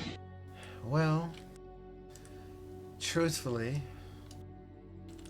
it kind of has a ring to it. And it does kind of identify how silly you can be sometimes, Asher. Asher blushes a little bit. He's like, I hate it so much. I'm loving every bit. Asher is torn because Grog likes it, so he wants to not like it, but Annahel hates it, so he kind of wants to like it. How about the Wayward Sons? No. But no, God, no. We're not a fucking Kansas song. Hey, that song's awesome. No. It is, but it's depressing because of Supernatural. Every time that song plays, someone dies. That's the point. I would like to point out, look at the group. Okay, fair. The Minotaur starts playing Freebird. I don't know. The Misfits is kind of growing on me. Right. Likes that name for the group. Zine I'll let you erase your name from my book. Zine kind of giggles a little bit. She reaches for a flargon. I think it's called a flargon. Flagon, whatever the fuck, of mead, and she begins to attempt to drink it. Fetal alcohol syndrome. I kind of fuck. Kinda fuck. Out of character. I don't think Zine knows what's going on with her. Seeing that she's going to take the drink, I'm like, yeah. Oh shit. Zine, you step over here with me for a second and talk. I'm thirsty, Asher. Give me 1 second. Zine, you know you're pregnant, right? Fucking shit. You just do that in character? Yeah. Damn right she did. Can't take that back. Fuck it. She spit takes. What? You're pregnant. I was trying to be a little bit smoother than that, Annahel. She was gonna drink it. I was gonna stop her. What? You weren't. You Asher, didn't, what's going on? So I did. Wait, what's going on? Fuck. God damn it. Grogdar's taking this as his time to leave the table and go walk muffins. I'm what? Edgar pointed it out the other night when we were at his dinner table, and it makes sense. My mother got really sick after she'd been pregnant for over a month or so with my siblings. You've been getting morning sickness and nauseous whenever you eat. But that's impossible. It's a sign of... I don't understand it. It can't be. I haven't been with anyone. Yeah. Fuck. Annahel, God damn it. You see this darkness kind of goes over Zine's face. I gently reach over and touch her shoulder. She pulls away, and she kind of bats her hand on the table. And you can tell she's fighting back tears. It's gonna be okay. It's not your fault. This can't be happening. This can't be happening. I don't know what to say. I legitimately don't know what to say. It's just, she's got a lot to process. She looks over at Grognar with like a little bit of a furrowed like eyebrow kind of thing. In fact, as she looks at you, where her hand is on the table, you start to see ice forming around the outside of her hand onto the table.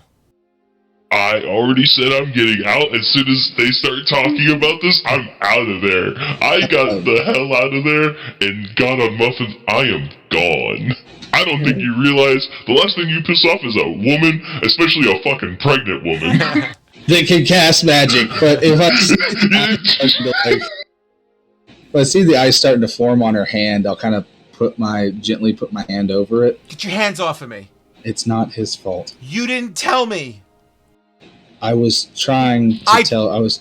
I trusted you. I was trying to find a time to tell you. Yeah, I thought you might have known. We've been talking all day. I thought you knew, and I didn't know how to bring it up. I didn't think it was my place until I saw you starting to try and drink, and then I was like, oh shit, that's not good. And I was trying to be gentle with how I brought it up, and then Annahel just blurted it out, because she does that sometimes. I didn't know you didn't know. I thought you knew, and I didn't want to bring up such a sensitive All of you subject. knew this? We didn't know until Edgar said something, and we just kind of thought you knew and just didn't want to talk about it. I fucking knew the whole time. I fucking said it when we first got her. You're not here, bitch. Eustace knew as well. Knew what? He's oblivious to some things. For someone so smart, he's oblivious sometimes. We love him. I'm just new here. I just met you guys yesterday. Yeah. Sign up for all this. Did Thermal know? Even Thermal knew. We thought you knew and just didn't want to talk about it. I don't understand how you can keep something like this from me. We thought you knew. I didn't know if it was my place to say anything. And now, as she is overcome with, like, this just, you know, her face has gone really dark, you know, she's... Yeah. The brightness in her scales just kind of dims a little bit, almost like someone turned down the lights on her a little bit. She stands up slowly. She pulls her hand off the table, and it literally goes like the ice just shatters as she pulls her hands out of the ice. I'm going to bed. Good night. Good night. And she begins to walk up the stairs. Scene. If you need anything, I can help you get through this.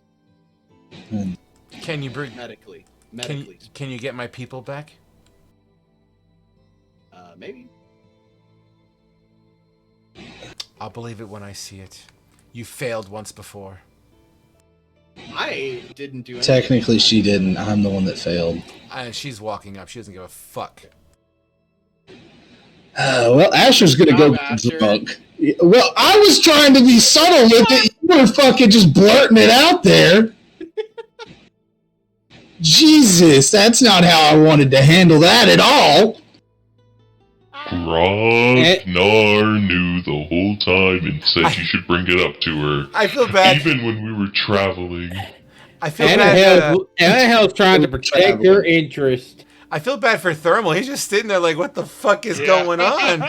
Asher just like shoots daggers at Annahel and then walks to the bar and is gonna buy a whole ass bottle of whiskey for himself. You shot daggers? That's pretty cool. Yeah. So feel free to deduct a gold for that. That's perfectly fine. In closing, because I do want to more than a gold. I'm gonna deduct a couple. In closing, because I do want to discuss some of that montage expectation thing, and I'll use in-game time to do that, not the announcement time, so that's fine. But at the end imagery, as Zine's walking up the stairs, you know, you faintly hear a door slam from upstairs. You know, Asher's at the bar, Eustace, you're at the table, oblivious to the conversation as you eat. Annahel's just like fucking, you know, Annahel. Grognar dipped. Kane with his fucking wiggly eyes all over the place, like, oh, what am I doing? You know, you got the Grey Dwarf who's just pounding back some brews, the ones that he hopefully can afford. Nevertheless, the image that I wanted to end tonight's session on is as this Minotaur is playing the crowd off for their evening. And once again, this exquisite sound is just happening. It's a wonderful show. And then the Minotaur begins to kind of... looks like he's getting ready to sing. And as he begins to sing, what sounds like stepping on a cat comes out of his mouth. And we're going to close on that terrible imagery for tonight's session. Was that just him being terrible at singing, or is he dying? No, he's terrible at singing. He can play his ass off, but he's fucking terrible at singing. Okay, I was like, wait, what? I thought that was foreshadowing versus in social settings. All right, guys. So, as we are wrapping up tonight's sesh, let's quickly go over the next 4 days of downtime. So, I do have some written stuff down already, and that's great. I do have in mind of the. We lost somebody? No, Grog just turned his camera off. Gotcha. Yeah. All right, so I do have things in place. So, based on what you write, in my downtime situations like this, you can get possible permanent benefits to your character, provided the explanation of your diary for the next 4 days is detailed enough to warrant that reward. Does that make sense? Yeah. So, for example, if you take the next 4 days and you want to read books on Elvish because you want to fucking speak Elvish, I'm picking something out of a hat here, by the way. You know, I will probably give you a chance that you might learn a at least fundamental form of Elvish. And in certain cases, you might be able to understand like 20% or 30, 40% of what they're saying in Elvish. You know what I mean? Something like that. I'll give you, for instance, I already have Asher's. Asher, at the end of your 4 days, because I know what you're going to do, you're going to go out, train, your cat now has a character sheet, and I'm going to link it to you. And it will be a pet that is a combat-worthy pet. Now, it will have its levels in time. It's still just a cat. So at the moment, it's just a CR0, but it does have an attack stat. It does have a defense stat. It has stats, and I will link that to you. I mean, if we go into combat, I'm mostly just going to tell it to hide. Do what you got to do. Treat it as a familiar if you wish. I'm okay with that. But you've earned, I mean, you've been hauling this cat around for months now. At least real life months. You know what I mean? So, yeah, I'm cool with this character arc having that, for example. Eustace, I already gave you a toy, but we can, establish what have you in your text as well. So for those who haven't written in, their 4 days, please write that down in detail, what your character plans to do, what your goals are, so I can try to make something logically happen with that. Any questions on that so far? Well, I mean, since it looks like Kane can get the house, he'll go in there and work on the house, and he'll hire people if he some townsfolk to assist him with that. With that, Thermal would help with that, using both his blacksmithing and mason work abilities to help out. And you can be really big and do the roof. I can. So, for a minute. Granted, it's a rebuild, right? So the foundation is very strong. It would behoove you to take a look at the location first to see what materials you need. That's what we're going to do. That's like that was kind of what I was going to do after taking care of the slag, is go look at the house and everything. Got you. And you absolutely document that in there, and I could work with that perfectly. Awesome. So that's that. Also, so yeah, a lot of story. I expected this to be a pretty slow session. I indicated that in the beginning. For those that are super tired, I'm sorry. I know it's not because of me. I know that. But to have a slow session mixed with tiredness, I'm pretty sure it was difficult, so I apologize. But next session should be significantly faster once we get out of town and once you guys give yourselves a heading as far as where you want to be. And what mission you wish to take. So right now it looks like you have a Grey Dwarf who wants to go to the Crystal Peak, or some place called the Crystal Peak out east in the Whitestone Mountains. We have who's the other person? Kill the hag. You have that still looming over your heads. You have Zine, who appears to want to kind of head back east as well to find more of her people, or at least do that whole protection situation. I feel like I'm missing another arc here. The Drow in Mirladar? There's also that, but that wasn't what I was focusing. But yes, that is a thing. Please hold. We have the guy talk to Asher about the pirates. Yeah. The vampires too. That's another thing that keeps getting. I thought the Monday table handled the vampires. You have Kane's desire to potentially try to find Jeffrey to help him out with his eye situation, which is currently also conveniently in the east as well at Whitestone Mountains in that area. Mm-hmm. So we got a couple of options on the table, guys, as far as that goes. It would be beneficial for me to plan ahead for you guys if during the course of the week while you do your diaries for the 4-day downtime that you at least indicate what your mission is going to be, what you plan to aim towards, so I can start writing for that, because it would suck if I could write a whole thing for the hag, for example, and then you guys decide to go find Jeffrey, since 2 people need to go to the Crystal Peak apparently. So you know what I mean? So help me help you, I guess is what I'm saying. Sweet. If we wanted to do like a more elaborate build, because I'm assuming the house is the foundation's too small, so it probably has to be increased for everybody. Yes. Well, we have like cost charts and all these other things. I will absolutely take some time to see what that material would be. 100%.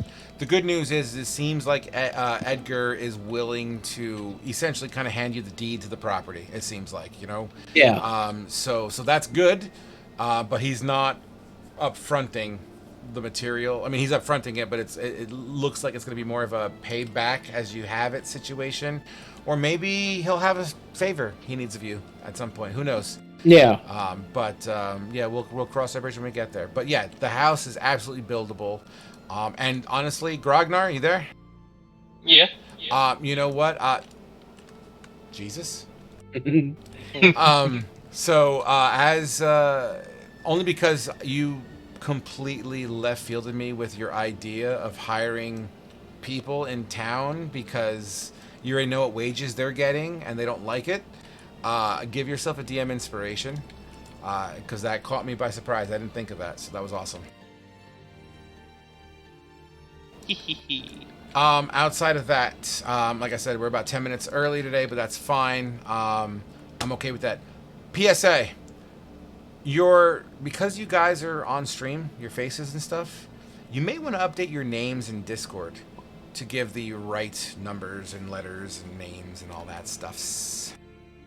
Because go ahead. Yeah, last week you told me to change my name to